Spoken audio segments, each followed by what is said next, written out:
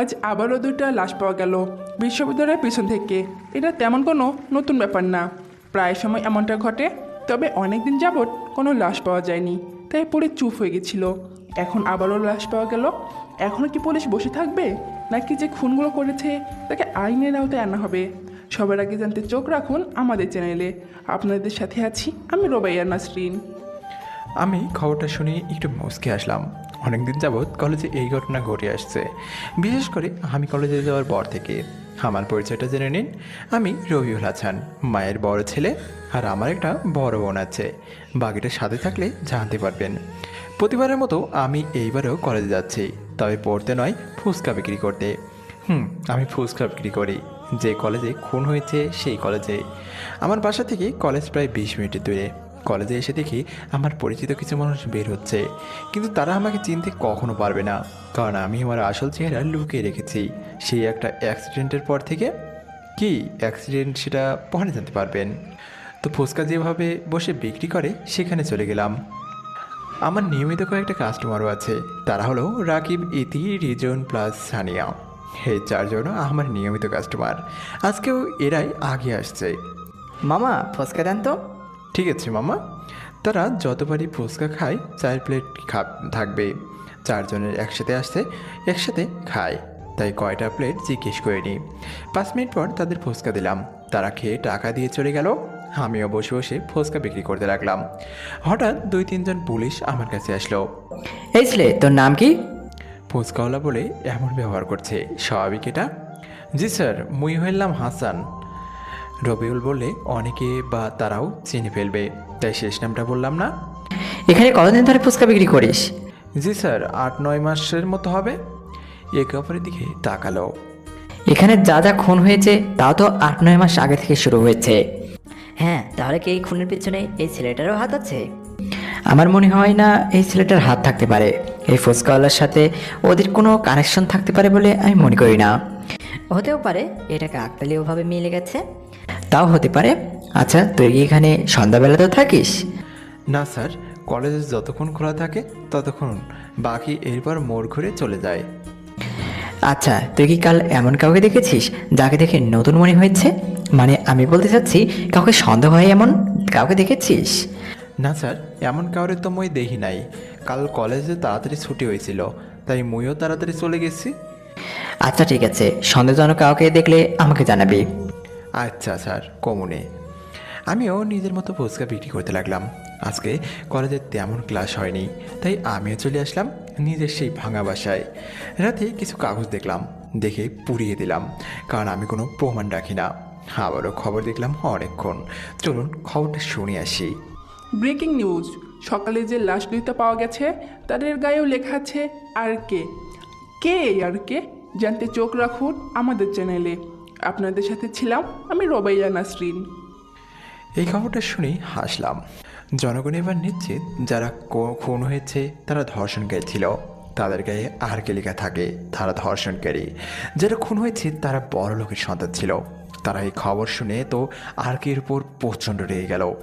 সবাই একটা কথা, কে আর কে, কী তার আসল নাম? পুলিশ সহ সবার মুখে শুধু এই একটাই প্রশ্ন। আজকেও আমি কলেজে যাচ্ছি ফুচকা বিক্রি করতে। এই সকালবেলা আবার রাস্তায় কেউ মারামারি করতেছে দেখে আমি একটু দূরে দাঁড়িয়ে পড়লাম। নিজেকে যদি তাদের মধ্যে ঢুকাই তাহলে আমার বাকি কাজ করা লাগবে না, তাই কোনো ঝামেলা জড়াতে চাই না। তাই কিছুক্ষণ পর যখন ঝামেলা শেষ তখন কলেজে গেলাম। গিয়ে দেখি আমার নিয়মিত কাস্টমার বসে আছে। তা মামা, আজ দেরি হলো কেন? আসলে হয়েছে কি মামা, আসার সময় কারা জানি মারামারি করছে।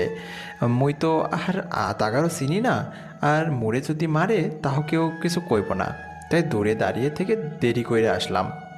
ওকে মামা, এখন ফুচকা দাও। ওকে মামা, এই নেন। তারা খাচ্ছে আর গল্প করতেছে। আচ্ছা, এখানে যে খুনগুলো করতেছে আর কে, তারা তো সবাই ধর্ষণকারী। তাহলে যদি পুলিশ আর কে ধরতে পারে, তাদের কি জেলে নিয়ে যাবে? তা তো নিবেই। আর আমার যতটুকু মনে হয় আর কি এমন কোনো সাধারণ লোক না যে তাকে থানা পুলিশ রাখতে পারবে। হ্যাঁ, সাধারণ নাও হতে পারে, তবে যদি কোনো কারণে আর কে কে পুলিশ নিয়ে যায় তাহলে এই কলেজ এবং কলেজের চারপাশে ধর্ষণকারী বেড়ে যাবে। ঠিক বলেছিস, আর কে যতদিন আছে ততদিন ধর্ষণকারী রেহাই পাবে না। একদিন না একদিন আর কে ওদের খুন করবেই। সানিয়া, তুই আর কে চিনিস নাকি? যেভাবে বলতেছিস মনে হয় তোর পরিচিত। আরে কি বলিস, আমার পরিচিত হবে কেন? কোথায় আর কে আর কোথায় আমি? তাছাড়া আর কে আমি যতটুকু জানি কেউ দেখেনি। দেখেনি, তবে দেখেছে এমনও হতে পারে। মানে তুই দেখেছিস নাকি? আমি দেখেছি বলিনি, অন্য কোনো মানুষ হয়তো দেখেছে। কি জানি কে দেখেছে। এই যে খাওয়া শেষ, টাকা নেন। হ্যাঁ মামা, টাকা দেন। একটু পর আরও অনেকে আসলো, কিন্তু একটা মেয়েকে দেখে আমার অদ্ভুত লাগলো। ওর চলাফেরা তেমন ভালো লাগতেছে না, তবে মেয়েটা অনেক সুন্দর। হাঁটার সময় চারপাশে বারবার তাকাচ্ছে। 1 প্লেট ফুচকা দেন তো। জি দিচ্ছি, আপনি বসেন। ওকে, তাড়াতাড়ি দিন। নেন আপা। থ্যাঙ্কস। কী কন আপা, ইংরেজিতে বুঝি না তো। আপনাকে ধন্যবাদ দিলাম। ধন্যবাদ কি আপা? কারো প্রতি কৃতজ্ঞতা প্রকাশ করতে ধন্যবাদ বা থ্যাঙ্কস বলে। ও তাই কন আপা, মুই তো বুঝি নাই। আচ্ছা, আপনি পড়াশোনা কতটুকু করছেন? দেখে তো ফুচকাওয়ালা মনে হয় না। কি যে কন আপা, কোনো মতে ক্লাস 3 বরাবর পড়ছিলাম, আর পড়া হয় নাই। বাই দ্য ওয়ে, আমি এখন থেকে নিয়মিত ফুচকা খাবো। আমি এই কলেজে ট্রান্সফার হয়ে আসছি। আপা ট্রান্সফার কি? ওটা তো বুঝি নাই। মানে বদলি হয়ে আসছি, অন্য কলেজ থেকে এখানে আসছি পড়তে। ও হ্যাঁ, আপনি তো আমার নাম জানেন না। কেমনে জানু আপা, আপনি তো কননি। আচ্ছা, আমার নাম হচ্ছে জান্নাতুল রিমি। আপনার নাম কি? আপা সবাই তো ফুচকাওয়ালা হিসেবে জানে, কেউ তো আর আমার নাম ধরে ডাকে না। তবে মোর নাম হলো হাসান। আচ্ছা, আপনার বাবা মানে? আছে আপা, একটা বোনও আছে। তাই নাকি? তা আপনার সাথে কি থাকে তারা? না আপা, ওনারা আমাকে ঘরে থাকে। মুই কলেজের পাশে একটা ঘর ভাড়া করছি, ওটাখানে থাকি। ও আচ্ছা, নেন। আমি প্লেটটা নিলাম, হ্যাঁ রিমি 100 টাকা দিল। আমি ফেরত দিতে যখন টাকা বের করলাম, তখন সে বলল, ফেরত দিতে হবে না, বাকিটা আপনার বকশিস। আর ফুচকা অনেক মজা হয়েছে। তাহলে আপা আর 1 প্লেট দেই। না না, অন্য একদিন খাবো, এখন আমি যাই। রিমি কলেজে চলে গেল। মেয়েটাকে আমার কেন জানি সন্দেহ হচ্ছে। তাই মেয়েটা যাওয়ার পর আমি ওর পুরনো নোকিয়া ফোনটা বের করলাম, একজনকে ফোন দিলাম, কিন্তু ফোন বন্ধ পাচ্ছি। ও একজনটা হলো আমার বন্ধু, এখন নাম বলা যাবে না, পরবর্তীতে বলবো। তারপর আরও ফুচকা বিক্রি করে কলেজ শেষ করে বাসায় আসলাম। বাসায় একটু চারপাশে ঘুরে ঘুরে দেখলাম, দেওয়ালের পাশ থেকে কেউ একজন সরে গেল মনে হলো, তাই দেখতে গেলাম, কিন্তু কেউ নাই। কিন্তু আমি তো জানি কেউ ছিল। কলেজের পর থেকে কেউ আমার পেছন পেছন আসছে, সেটা আমি লক্ষ্য করছি। সে এখন আমার ভাঙাচোরা বাসায়। টিভি অন করলাম, কিন্তু আসল উদ্দেশ্য টিভি দেখা নয়, কে ফলো করছে তাকে সেটা দেখা। একটু খবর দেখলাম, তারপর টিভি অফ করলাম। ঘর থেকে বের হয়ে দেখি কেউ একজন বেরিয়ে যাচ্ছে, আমিও তার পিছু নিলাম। কিছু দূর গিয়ে চিন্তা করলাম এখন তাকে ফলো করলে সমস্যা হবে, তাই ফলো করা ছেড়ে দিলাম। বাসায় এসে আবারও চারপাশে চোখ পোড়ালাম, সব ঠিকঠাক। তারপর ঘুমিয়ে পড়লাম। রাত 1টায় ঘুম ভাঙলো। মাঝরাতে শহরটা ঘুরতে আমার খুব ভালো লাগে, তাই বের হলাম। কিছু দূর যাওয়ার পর দেখি কিছু গোনা টাইপের লোক গাড়ি থেকে বস্তায় ভরে কি যেন ফেলে দিল, কিন্তু সে বস্তার ভিতর থেকে আহা বলে একটা আওয়াজ আসলো। লোকগুলো চলে যাওয়ার পর আমি গেলাম সেই বস্তার কাছে। বস্তা খুলে দেখি একটা মেয়ে রক্তাক্ত অবস্থা, জ্ঞান আছে। আমি তাকে বললাম, কি হয়েছে আপনার? আপনার এই অবস্থা কেন? আর যারা আপনাকে ফেলে দিল তারাই বা কারা? সে শুধু বলল, হ্যাঁ আমাকে বাঁচান। তারপর অজ্ঞান হয়ে গেল। চারপাশে তাকিয়ে দেখলাম কেউ আছে কিনা, কিন্তু কেউ নাই। তাই পকেট থেকে ফোন বের করে একজনকে ফোন দিলাম। 10 মিনিটের মধ্যে 3টা গাড়ি আসলো। তার আগে আমি ওখান থেকে সরে গেলাম। ওরা আমার লোক ছিল, এখানে থাকা একজনই আমাকে চিনে, তাই আমি সরে গেছি সেখান থেকে। আমি ঘুরে বাসায় চলে আসলাম। রাতে একজন ফোন দিয়ে যা বলল তাতে আমার মাথায় রক্ত উঠে গেল। ফোন দিয়ে বলল মেয়েটাকে ধর্ষণ করা হয়েছে। আমি তাকে বললাম মেয়েটাকে সুস্থ হলে ঠিক যে জায়গায় পাঠিয়ে দিও, সেখানে তাকে ফেলে দেওয়া হয়েছিল বলে ফোনটা কেটে দিলাম। তারপর কলেজে গেলাম, ফুচকা বিক্রি করে আবার বাসায় চলে আসলাম। 7 দিন পর পর আমাকে মাটির 500 ফুট নিচে যেতে হয়। আজকেও যাইতে হবে, তবে সেখানে ফুচকাওয়ালা হিসেবে নয়, আর কি হিসাবে। আজ 1 দিন হলো মেয়েটা এখনও সুস্থ হয়নি। রাত 2টা চলে গেলাম আমার ভাঙাচোরা বাসার পিছনে গিয়ে একটা গাছের নিচে মাটি সরিয়ে একটা বাটন টিপলাম। সাথে সাথে একটু দূরে মাটির নিচে একটা পথ হয়ে গেল। সেখানে গেলাম, মাটির নিচে গেলাম সিঁড়ি দিয়ে। 5 হাত মতো গিয়ে একটা রুমে ঢুকলাম।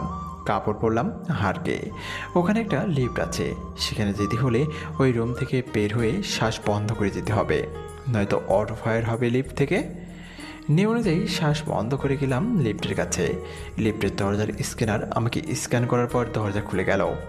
লিফটে উঠে তারপর শ্বাস নিলাম, তারপর লিফটের বাটন টিপ দিলাম। 3 মিনিটের মধ্যে লিফট নামলো 500 মিটার মাটির নিচে। লিফট থেকে নামার সাথে সাথেই 500+ আর্মি অফিসার স্যালুট দিল আমাকে। আমার পাশেই একজন ছিল, সে আর কেউ না, আমার বন্ধু রাশেদ। আমার সব কথা তার সাথেই হতো। সে বলল, স্যার, কালকের মেয়েটাকে ধর্ষণ করছে ওই এলাকার এমপির ভাগিনা। কি বলি তুই? তোকে কতবার বলেছি স্যার বলবি না আমাকে? আচ্ছা ঠিক আছে, আর বলবো না। গুড, বল এখন এমপির ভাগিনার নাম কি? ওর নাম সায়েম। খোঁজ নিয়ে আরও জানলাম সায়েম 3টা মেয়েকে ধর্ষণ করেছে। এমপির ভাগিনা বলে প্রতিবার বেঁচে গেছে। আবার চোরাকারবিরি কাজও করে। আবার ড্রাগস, হিরোইন সব কিছুতে তার হাত আছে। ঠিক আছে, সায়েমের ঠিকানা দেয়। রাশিদ একটা ঠিকানা দিল। ঠিক আছে, মিটিংয়ে বসি। 5 মিনিট পর সবাই কনফারেন্স রুমে আসবে। গুড।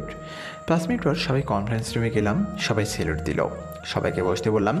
আগে বলে দেই, এখানে 10 জন বড় বড় অফিসার আছে। কেউ সেনাবাহিনীতে, কেউ নৌবাহিনীতে, আবার কেউ বিমান বাহিনীতে। সবার নাম একই রকম। এই নামগুলো আমার দেয়া। RH1, RH2, RH3+, এগুলো আমাদের নাম। রাশেদ, এদের সব বলে দিছিস তো আজ কী নিয়ে কথা হবে? সব বলা হচ্ছে। গুড। তো গাইস, আপনাদের আগেই বলা হয়েছে আজকে এখানে কিসের আয়োজন। তো আমি কথা না বাড়িয়ে আসল কথায় আসি। সবাই একসাথে বলল, ইয়েস স্যার। গুড। সবার রিপোর্ট রেডি তো? Yes sir. গুড। রাশেদ, তুমি ফাইলগুলো নিয়ে নাও। এরাও আমার মতো 7 দিনে একবার আসে যখন আমি ডাকি। তারপর এদের ফাইল নিয়ে বাকি 7 দিনে কি কি করবে বুঝিয়ে দিলাম। তখন R6 বলল, স্যার, আমাদের খবর আছে আপনাকে কেউ মারতে চাই। আমি জানি। আর কোনো প্রশ্ন? স্যার, আপনি জানার পরেও কেন নিজের সেফটি নিচ্ছেন না? আপনারা হয়তো ভুলে যাচ্ছেন আমি কে। না স্যার, বলতেছি না, কিন্তু আপনার প্রতি আমাদের একটা ভালোবাসা আছে, তাই আমরা আপনার সেফটি নিয়ে কথা বললাম। আর কোনো প্রশ্ন আছে কারো? না স্যার। গুড। তাহলে এবার আসা যাক। Yes sir. চল রাশেদ। চল। তা তোর দিনকাল কেমন যাচ্ছে? এই তো ভালো।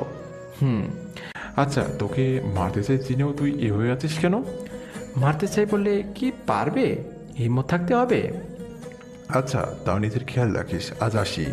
ঠিক আছে, খেয়াল রাখবো। ও, আপনাদের তো বলাই হয়নি, এই মাটির নিচে শহরে আসতে 10টা দরজা আছে। সবটা আমার মতো। সব দরজায় পাসওয়ার্ড আছে, আর প্রতিটা দরজা একটা একটা করে শহরে গিয়ে খোলে। সেখানে চলে এলাম রাত প্রায় 4টা। এসেই ঘুমিয়ে পড়লাম। সকালে ঘুম থেকে উঠে আবারও কলেজে গেলাম। আমার সেই 4 জন কাস্টমার বসে আছে। তা মামা কেমন আছো? মামা, ভালো আছি। তোমরা কেমন আছো? মামা ভালো। এখন ফুচকা দাও। এই নাও মামা। এরপর রিমি আসলো। দেখি ফুচকা দেন তো। ফুচকা দিলাম, খাচ্ছে। হঠাৎ পুলিশ এসে আমার সামনে দাঁড়ালো। পুলিশ আসার সাথে সাথে ওরা বিল দিয়ে চলে গেল। কি রে, কি অবস্থা তোর? জি স্যার, ভালো। তা সন্দেহজনক কাউকে দেখলি নাকি? না স্যার, তেমন কাউকে তো দেখি নাই, তবে একটা মেয়েকে কেমন জানি লাগে। কি? কোন মেয়ে? একটু আগে যে এখানে ফুচকা খেলো, সেই মেয়েটা। ওকে, কাল তাকে দেখবো। আর কাউকে সন্দেহজনক লাগে? না স্যার। ঠিক আছে, সন্দেহজনক কাউকে দেখলে জানাবি। জি স্যার। পুলিশ চলে গেল। আমিও ফুচকা বিক্রি করতে লাগলাম। কলেজ শেষে আবারও বাসায় চলে আসলাম। আর কি, অন্য কেউ নাই, আমি আর কে। রাতে আবারও সেই জায়গায় দাঁড়ালাম যেখানেই মেয়েটাকে ফেলে দিছিল। এখন মেয়েটা এখানে আসবে, তাই আর তার জন্য অপেক্ষা করতে লাগলাম। কিছুক্ষণ পর মেয়েটা আসলো। আমি একটু অন্ধকারে ছিলাম, তাই আমাকে দেখেনি। চারপাশে তাকাচ্ছে। এই যে মিস, আপনার নাম কি? আপনি কি সে যে আমাকে আসতে বলেছেন? আমি কালকে আপনাকে হাসপাতালে নেওয়ার ব্যবস্থা করেছিলাম। তা আপনার নাম কি? আমি আরোহী। আচ্ছা, আমি আপনাকে আঘাত দিতে চাচ্ছি না, কিন্তু আমি নিজের না শুনে কোনো কিছু বলি না। তাই বলছি কি, আপনার সাথে সেদিন কি হয়েছিল? আমি সেদিন বান্ধবীর বাসায় গেছিলাম। সেখান থেকে আসতে রাত হয়েছিল, তবে বেশি রাত না, এই ধরেন 10টার মতো। সাথে আমার ফ্রেন্ডও ছিল। আমরা হেঁটে হেঁটে আসছিলাম। হঠাৎ একটা গাড়ি আমাদের সামনে থামে। সাথে সাথে আমার ফ্রেন্ড দৌড় দেয়, কিন্তু কিছু বুঝে ওঠার আগে তারা আমাকে ধরে ফেলে। তারপর তাদের সাথে আমাকে নিয়ে গিয়ে আর কিছু না বলে কাঁদতে লাগলো। এতটুকুই তো, নাকি মাঝখানে আরও কিছু হয়েছিল? হুম, এতটুকু। আচ্ছা, আপনার ফ্রেন্ড কি একটি মেয়ে ছিল? হুম, সে ভালো আছে, তার কিছু হয়নি, যা হবার সব আমার। আপনার সাথে অসভ্যতা কে কী করেছে? সব একজনই করেছে, এমপির ভাগিনা। এমপির ভাগিনা কি সায়েম? হুম, সায়েম, কিন্তু আপনি সামনে আসছেন না কেন? আমি সামনে আসলে আপনি ভয় পাবেন। কেন ভয় পাবো? আপনি কি ভূত না জিন যে ভয় পাবো? আচ্ছা, এখন তো আমি আপনার সাথে খারাপ কিছু করতে পারি, আপনি ভয় পাচ্ছেন না? না, কারণ কিছু করার হলে আপনি সেদিনই করতে পারতেন, তখন আমি সবচেয়ে অসহায় ছিলাম, কিন্তু আপনি তা করেননি। আচ্ছা, গুড। আমি একটা শর্তে আপনার সামনে আসতে পারি, যদি আপনি আমার পরিচয় গোপন রাখেন। আচ্ছা, গোপনে রাখবো। আমি হলাম আরকে। দেখলাম মেয়েটা সাথে সাথে পিছিয়ে গেছে। এখন আমার চেহারা দেখেনি, তাতে এই অবস্থা। তাড়াতাড়ি চেহারা দেখলে কি করবে? কি, আপনি আর কে যে খুন করে যাচ্ছেন? সরি মিস, আমি আরকে ঠিকই, কিন্তু খুনি নয়। ধরেন আপনার বিচার কেউ করবে না, সাথে হলেও এমপির ভাগিনা বলে কথা। এখন আপনি যদি কাউকে দিয়ে শ্যামকে শাস্তি দেন, তাহলে কি আপনি খুনি হবেন? কখনো না, আইন অপরাধীকে শাস্তি দেয়নি, তাই আপনি দিচ্ছেন। এখানে খুনি হওয়ার কিছু নেই। সরি, আমি বুঝিনি। ঠিক আছে, এখন যাচ্ছি তাহলে। আরে কি বলেন, আপনার চেহারাই তো দেখলাম না। চেহারা দেখাটা কি খুব জরুরি? যে এত বড় একটা হেল্প করলো তাকে দেখবো না, তা কেমনে হয়? আর সারা শহরের মানুষ তো আপনাকে দেখার জন্য পাগল। আমি না হয় একটু আগে দেখব, প্লিজ সামনে আসুন। চোখ বন্ধ করেন তাহলে। চোখ বন্ধ করতে হবে কেন? দেখার সাথে সাথে শক খাবেন, তাই চোখ বন্ধ করেন। ওকে, করলাম, এখন সামনে আসেন। এবার চোখ খুলুন। এই কি, আপনি এখানে কেন? আর কে কোথায়? আমি আরকে।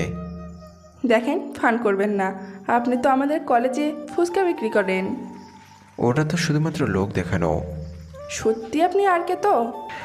সত্যি। যাই হোক, এখন আপনি বাসায় যান, আমি এমপির ভাগিনাকে একটু দেখে আসি। ওকে, থ্যাঙ্কস। শোনেন, আমি কি সেটা যাতে কেউ না জানে? কেউ জানবে না। Can you go now? Okay, bye. Arohi চলে গেল। আমি এমপির ভাগিনার বাসার দিকে রওনা দিলাম। বাসার সামনে সিসি ক্যামেরা লাগানো, তাই পিছন দিকে যেতে হবে। পিছনে গিয়ে দেওয়ালের পাইপ পেয়ে 2 তলায় উঠলাম। সাইমের ঘর 2 তলায়। জানালার কাজ ভেঙে ভিতরে ঢুকে দেখি সাইম মদ খাচ্ছে। আমার একটা অভ্যাস, আমি মাতাল অবস্থায় কাউকে মারি না, তাই তাকে একটা চেয়ারের সাথে বেঁধে দিলাম। মুখে পানি দিয়ে কিছুক্ষণ পর যখন ঠিক হলো, তখন আমি বললাম, দেখ ভাই, গালিগালাজ আমি পছন্দ করি না। সোজা কথা বলি, ধর্ষণ করেছিস, তোকে এখন মরতে হবে। কি, তুই ওকে মারবি? হাসালি রে ভাই, হাসালি। তুই যদি জানিস আমি কে, তাহলে তোর প্যান্ট নষ্ট হয়ে যাবে। আর তুই কিনা আমাকে মারবি? আচ্ছা দেখি কার প্যান্ট নষ্ট হয়ে যায়, বলেই মাস্ক সরালাম। তুই ফুসকা হলে আমাকে মারবি? দড়ি খোল, নয়তো তোকে আমি এখানে মেরে গুম করে দিব। কে বললো আমি ফুচকাওয়ালা? হ্যাঁ, আর কে আমি, আর কে? আর কিছু বলার আগেই সাইম অজ্ঞান হয়ে গেল। আর কে নাম শুনলে বড় বড় নেতা পর্যন্ত প্যান্ট নষ্ট করে ফেলে, সেখানে সাইমের মতো পোলাপাইন মাছি মাত্র। সাইমের মুখে পানি ছিটিয়ে হুশ করলাম, ভাই আমাকে মাফ করে দেন, আমার ভুল হয়ে গেছে, আর জীবনেও এমন করব না। দেখ ভাই, আমি ক্ষমা শব্দটার সাথে পরিচিত না, কালমা পড়ে নেই, এখন তোকে মরতে হবে। দড়ি দিয়ে সাইমের গলা পেঁচিয়ে ধরলাম। ব্যাটার অনেক শক্তি, কিন্তু এসব আর্কের কাছে কিছুই না। কিছুক্ষণ পর শ্বাস বন্ধ হয়ে গেল। পিঠের মধ্যে লিখে দিলাম আরকে। তারপর আবারও চলে আসলাম সেই পিছন দিক দিয়ে। বাসায় এসে ঘুমিয়ে পড়লাম। একজনকে ফোন দিয়ে বলে দিলাম সাইম শেষ, গিয়ে রিপোর্ট করে আসে। আমি ঘুমিয়ে গেলাম। সকালে আবারও ব্রেকিং নিউজ। এইবার আরকের শিকার হলো সাইম। সে এই এলাকার এমপির ভাগিনা। প্রতিবারের মতো এবারেও লেখা ছিল সাইমের পিঠে আরকে। আবারও আসছি কোনো আজ তাজার খবর নিয়ে। আপনাদের সাথে আছি আমি রোবাইয়া নাসরিন। আমি খবর শুনি আবারও কলেজে চলে আসলাম। আবারও ফুচকা বিক্রি করতে লাগলাম। হঠাৎ দেখি রিমি আসলো। দেখি ফুসকা দেন তো। এই লন। আপনি কি সত্যি পড়াশোনা করেন নাকি অন্য কিছু? আমি ভেবেছে দেখলাম এমনি বলে কি। আপনি কি মনে করেন আমি পড়াশোনা করছি? না তা হবে কেন, শুধু আপনাকে আমার রহস্যজনক লাগে তাই বললাম। আচ্ছা, আসলে আমি তো পড়াশোনা করি নাই, ক্লাস 3-তে পড়ছিলাম, আর পড়া হয়নি। ও আচ্ছা, ঠিক আছে। কিছুক্ষণ পর পুলিশ আসলো, এসেই বলল, সন্দেহজনক কি ওই মেয়েটাই? হ্যাঁ স্যার। ওকে। বলেই রিমির দিকে গেল। তারপর রিমিকে নিয়ে পুলিশ থানায় চলে গেল। যাওয়ার সময় দেখলাম রিমি আমার দিকে রাগীভাবে তাকাচ্ছে। তারপর চলে গেল। আমিও ফুচকা বিক্রি করতে লাগলাম।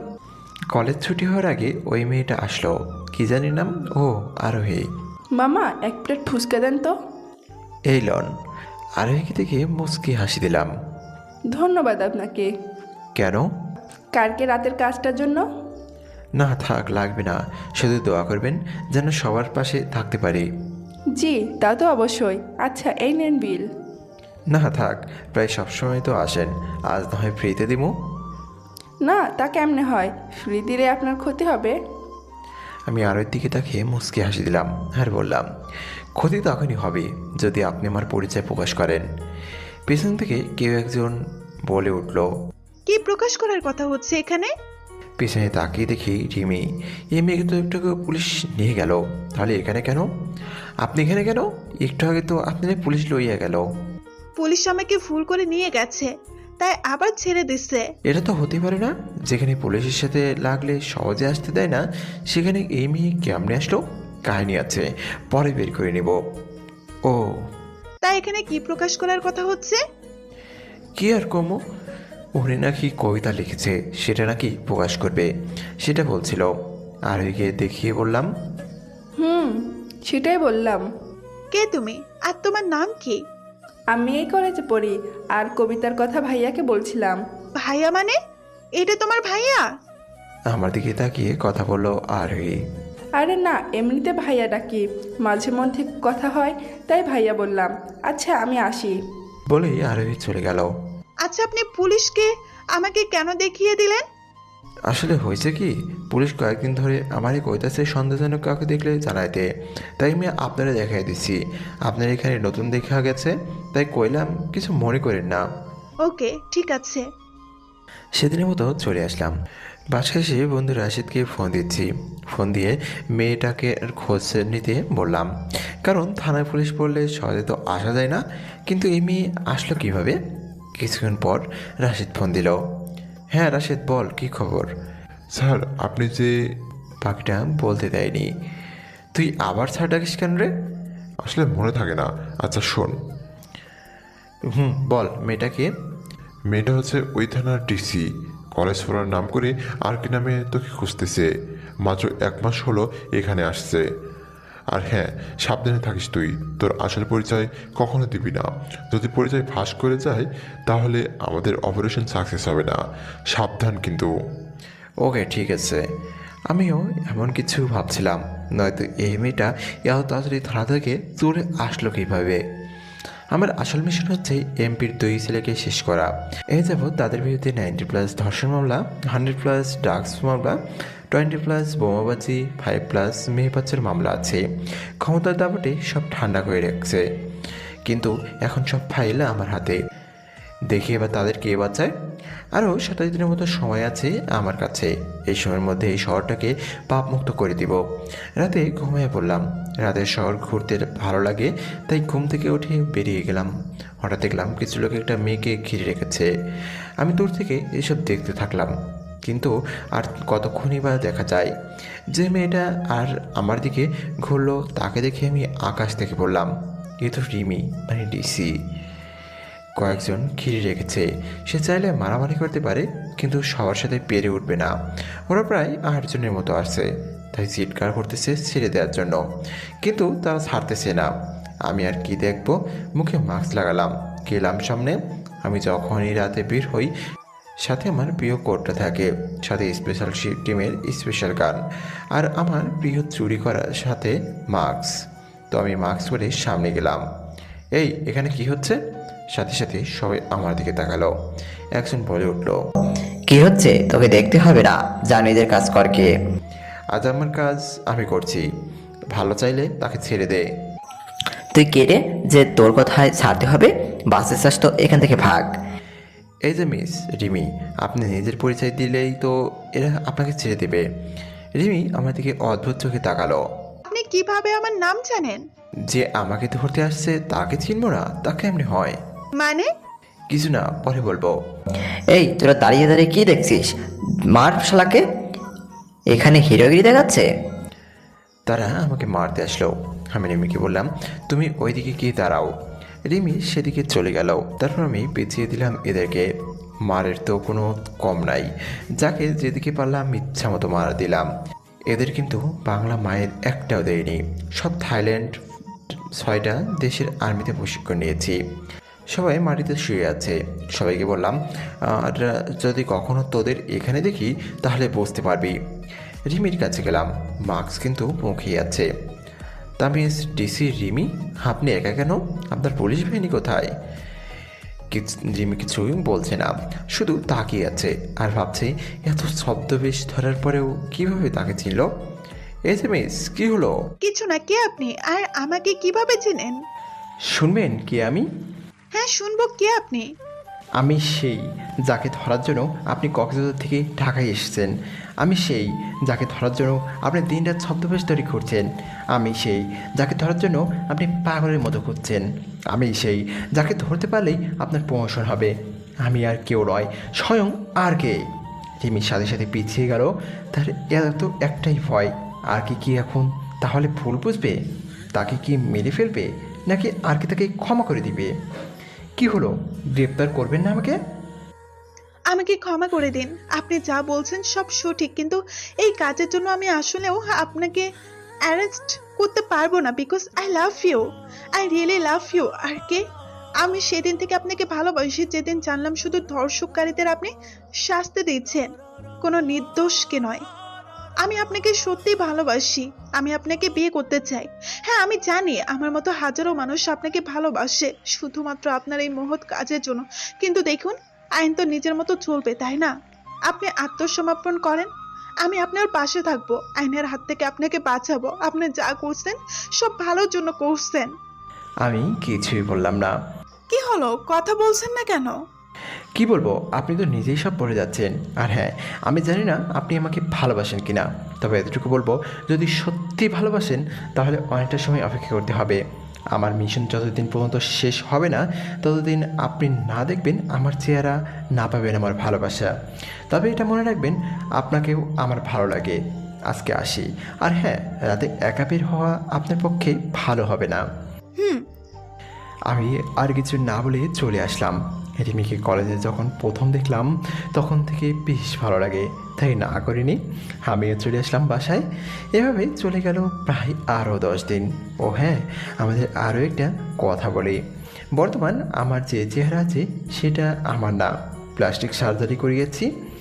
আমার সামনে আরও 17 দিন সময় আছে। এই সময়ের মধ্যে অনেক কাজ করতে হবে। আজও নিয়মিত কলেজে যাচ্ছি ফুচকা বিক্রি করতে। দেখলাম এমপির কিছু পোলাপান মারামারি দিচ্ছে। আমি সেদিকে থেকে চলে আসতে লাগলাম, কিন্তু একটা পাথর এসে লাগলো আমার মাথায়। আমি ওখানেই অজ্ঞান হয়ে যাই। যখন চোখ খুললাম নিজেকে আবিষ্কার করলাম ছাদের নিচে। ভালো করে তাকিয়ে দেখলাম এটা হসপিটাল নয়, কারো বাসা। আমি মাথা তুলতেই মাথা চক্কর দিয়ে উঠল। আহ বলে যখন মাথায় হাত দিলাম তখন মাথায় ব্যান্ডেজ লাগানো। আমার আওয়াজ শুনে কে একজন আসলো। আমি তাকিয়ে দেখি একটা মহিলা। তা বাবা, তোমার জ্ঞান ফিরল তাহলে? জি, কিন্তু আপনি কে আর আমি কোথায়? আমি হলাম এই বাড়ির মালিক। তোমাকে আমরা রাস্তায় অজ্ঞান অবস্থায় পাই। আমরা রাতে সে রাস্তা দিয়ে যাচ্ছিলাম যেখানে তুমি জ্ঞান হারিয়ে ফেলেছো। তারপর আমরা সেখান থেকে তোমাকে এখানে আনি। এখন তোমার জ্ঞান ফিরল। ধন্যবাদ আন্টি। বাকিগুলো ঠিক করে বলা যাবে না, কারণ আমি তো এখনো ফুচকা বিক্রেতা সেজে আছি। আপনারা না আনলে মোর যে কি হইতো আল্লাহ জানে। আচ্ছা আন্টি, মুই এখন আসি। সে কি বাবা, তুমি এই অবস্থায় কোথায় যাবে? না না, তোমাকে কোথাও যেতে হবে না, তুমি বরং বিশ্রাম নাও। কিন্তু মোর ফুচকার গাড়ি কোথায়? আছে তোমার ফুচকার গাড়ি, চিন্তা করো না, তুমি সুস্থ হলে গাড়িও পেয়ে যাবে। আচ্ছা ঠিক আছে। ঠিক আছে, তুমি বিশ্রাম নাও, আমি খাবার পাঠিয়ে দিচ্ছি আমার মেয়েকে দিয়ে। আচ্ছা, খাবার নিয়ে যে মেয়েটা আসলো বিশ্বাস করেন কখনো ভাবিনি। খাবার নিয়ে রিমি আসলো। আমি তো রিমিকে দেখে অবাক। আপনি এখানে কেন? আমার বাসায় আমি থাকবো না তো কে থাকবে? কি এটা আপনাকে বাসা? এটা আমাদের বাসা। ও কি হলো, এই নেন খাবার। বলে উঠতে চাইলাম, কিন্তু মাথা প্রচণ্ড ব্যথা করছে, তাই আবারও শুয়ে পড়লাম। কি হলো, আবার শুয়ে পড়লেন কেন? আচ্ছা, আপনাকে উঠতে হবে না, বলে কেমনে খাবো? খাইয়ে দিব, যদি আপনার প্রবলেম না হয় তো। এটা কি কন? আচ্ছা আপনি রাইখা চান, মোর ভালো লাগলে খাইয়া নিমুনে। তা কি করে হয়? আপনি কাল রাত থেকে না খেয়ে আছেন। তো এখন মই কি করে খামো? আর একটা কথাও বলবেন না, আমি খাইয়ে দিচ্ছি। রিমি হাত ধুয়ে ভাত মেখে আমার সামনে ধরলো। আমি খাচ্ছি না, শুধু চেয়ে আছি তার দিকে। হলো, হা করেন। বলে হা করলাম, আর রিমি খাইয়ে দিচ্ছে। খাওয়া শেষে রিমি বলল, আচ্ছা এখন বিশ্রাম নিন, আমি কলেজে যাব। আচ্ছা যান, কেউ ডিস্টার্ব করলে মুড়ি কইয়েন। রিমি আমার দিকে চোখ বড় বড় করে থাকলো, আর ভাবলো ডিসি হয়ে যদি কেউ ডিস্টার্ব করে তাহলে তার তো 12টা বাজ যাবেই। আরে কেউ ডিস্টার্ব করে না। হুম আচ্ছা আমি আসি। বলে রিমি চলে গেল। আমি শুয়ে আছি আর ভাবছি, আর যাই হোক, মেয়েটা অহংকারী না, যে এভাবে সেবা করতে পারে তাকে বউ হিসাবে খুব ভালো মানাবে আমার সাথে। আর ভাবলাম আমার মিশন শেষে রিমিকে বিয়ে করে নেব। এমনিতেই রিমিকে আমার ভালো লাগে, যদিও সে আমাকে ভালোবাসে, কিন্তু আর কে হিসাবে। তার সামনে খুব তাড়াতাড়ি নিজের আসল চেহারা নিয়ে আসবো। আর মাত্র 16 দিন বাকি। এসব ভাবতে ভাবতে ঘুমিয়ে পড়লাম। ঘুম থেকে উঠে রাশেদকে একটা ফোন দেওয়ার কথা ভাবলাম, কিন্তু পকেটে হাত দিয়ে দেখি ফোন নেই। আমি আন্টিকে ডাক দিলাম। আন্টি এসে বলল, কি হয়েছে বাবা তোমার? আসলে আন্টি, মোর মোবাইলটা খুঁজে পাচ্ছি না। ওটা আমার কাছে আছে, দাঁড়াও আমি এনে দিচ্ছি। আন্টি আমাকে ফোন নিয়ে এসে দিয়ে বলল, বেশি কথা বলিও না, আবার মাথা ব্যথা করবে। বাটন ফোন, তাই কথা বলিও না বলছে। জি আন্টি। তারপর আন্টি চলে গেল। আমিও রাশেদকে ফোন দিলাম। কিরে, কাল থেকে কি হলো, তোর একটা ফোনও দিলি না? আমার নিষেধ কেউ যাতে আমাকে ফোন না করে, প্রয়োজন হলে আমি ফোন করে দিব, তাই ফোন দেয়নি। আরে তেমন কিছু হয়নি, তোর ভাবির বাসায় আসছিলাম, তাই ফোন দেয় নাই। ভাবির বাসায় মানে? বিয়ে কখন করলি? একদিনের মধ্যেই? আরে বিয়ে করিনি, বিয়ে হবে আর কি। ও তাই বল, আমার তো রাগ উঠছিল আমাদের না জানিয়ে বিয়ে করে নিলি বলে। আচ্ছা ওইসব বাদ দে, কলেজে কি খবর? আজকে একটা খুব বড় ঘটনা ঘটতে চলেছে। কি ঘটনা? আজ রাতে কলেজে একটা মেয়েকে খুন করবে এমপির ছেলে, আর তার গায়ে লিখে দিবে আর কে, যাতে সবাই মনে করে একেও তুই খুন করেছিস। আর জনসাধারণকে প্রকাশ করবে আর কে শুধু ধর্ষকদের হত্যা করেছে এমন নয়, নিরীহ মানুষকেও সে হত্যা করছে। ছেলে হত্যা করবে না, এজন্য যে ছেলের গায়ে যদি আর কে লেখা থাকে তাহলে সবাই তাকে ধর্ষক হিসেবে চিনবে, তাই মেয়ে হত্যা করবে। তুই কীভাবে জানলি এই ব্যাপারগুলো? তুই জানিস না আমি আর কে এর কী হই? জানি, কিন্তু তুই কি আবারও নিচে গিয়েছিলি? মাটির 500 ফুট নিচে, যেখান থেকে আমাদের সব কাজ পরিচালনা করা হয়। না, ফোন দিয়েছিলাম অফিসার RH7কে, সে জানালো। ও আচ্ছা, আমার হয়ে যারা কাজ করে তারা সবাই বড় বড় অফিসার, কোনো বেআইনি কাজ আমরা করি না। অফিসার RH7 সবার ফোন কল রেকর্ড করে। যেখানে বিশেষ নজরদারি করার জন্য একজন রাখা হয়েছে, সে হচ্ছে RH2। সে এমপির 14 গোষ্ঠীর ফোন ট্র্যাক করে, আর তাদের ফোনে কি কথা হয় তা শুনে সেখান থেকে রাশেদ এই কথা জানতে পারল। ঠিক আছে, তাহলে আজ রাতে আমি সেখানে যাব, দেখি কি আমার নামে অন্যের গায়ে লিখে রাখে। আর শোন, আমার পোশাকটা নিয়ে আয়। বর্তমানে যেখানে আছি মানে তোর ভাবির বাসায়, খুব সাবধানে আসবি কিন্তু। আর বাসায় আসার সময় আমার সব হাতিয়ার নিয়ে আসবি। মনে রাখিস, তোর ভাবি কিন্তু ডিসি। কিন্তু তুই সামান্য একটা ডিসিকে নিয়ে এত কথা বলছিস? আরে কি বলিস, এটা কোনো ব্যাপার না। আমি কলেজের প্রথম দেখাতেই তাকে ভালোবেসে ফেলেছি। ওকে, তোর ইচ্ছা। এখন ডাকছি। হঠাৎ আন্টি আমার রুমে আসলো। তোমাকে না বলছিলাম বেশি কথা না বলতে? এই তো আন্টি, মাত্র 5 মিনিট কইলাম। তোমার নাম কি? মোর নাম হাসান, সবাই এটা কয়ে ডাকে। তুমি কি মনে করেছো তুমি ফোনে কথা বলার সময় আমি শুনি নাই? কি শুনেছেন? অনেকটা অবাক হয়ে কথাটি বললাম। তুমি শুদ্ধ করে কথা বলতে পারো, তাও গ্রামের কথা কেন বলো? যাক, তাহলে বেশি কিছু শুনেনি। গ্রামের ভাষায় ভালো লাগে তাই বলি। আর আমি ফুসকাওয়ালা, ভালো করে কথা বললে অনেক রকম মনে করবে তাই বলি। শুধু কি এটা, নাকি আরও অনেক ব্যাপার আছে? ঠিক বুঝলাম না, কি বলতেছেন আপনি? কলেজের প্রথম দেখায় কাকে ভালোবেসেছো, তাও আবার দিছি? এটাও শুনে নিলেন তাহলে? বলো, কে মেয়েটা? যদি রিমি হয় তাহলে ভুলে যাও, কারণ রিমি শুধু আরকে ভালোবাসে, অন্য কাউকে সে বিয়ে করবে না। শুধু ভালোবাসে কি এমন কিন্তু নয়, প্রায় একটা বছর সে আরকে ভালোবাসে। তুমি যদি তাকে ভালোবেসে থাকো তাহলে ভুলে যাও বাবা। এই বলে আন্টি বেরিয়ে গেল। তবে যাওয়ার আগে আন্টির চোখের পানি দেখলাম। একদিকে আমি খুশি, কারণ কেউ আমায় একটা বছর ধরে ভালোবেসে আসছে। শুয়ে শুয়ে দুপুর পর্যন্ত কাটিয়ে দিলাম। দুপুরের খাবার নিয়ে আসলো আন্টি। আন্টি, আপনার সাথে কথা আছে। বলো, কি কথা? আন্টি, আপনি আমাকে ভুল বুঝবেন না। আর আমি যতটুকু জানি রিমিতে এখনও পড়াশোনা করে, তাহলে ডিসি হবে কেমনে? আন্টি অবাক হয়ে আমার দিকে তাকালো। এখানে যে ছদ্মবেশ ধরে আসছে সেটা আন্টির মনে ছিল না। আরে এমনি বললাম, তোমার জন্য খাবার নিয়ে নিচ্ছি, খেয়ে নাও। কথা ঘোরানোর জন্য কথাটি বলল। আচ্ছা, খেয়ে নেব। একটা অনুরোধ আছে আপনার কাছে। কি অনুরোধ? আমি যে ভালোভাবে কথা বলতে পারি সেটা আপনি ছাড়া যাতে আর কেউ না জানে। ঠিক আছে, জানবে না।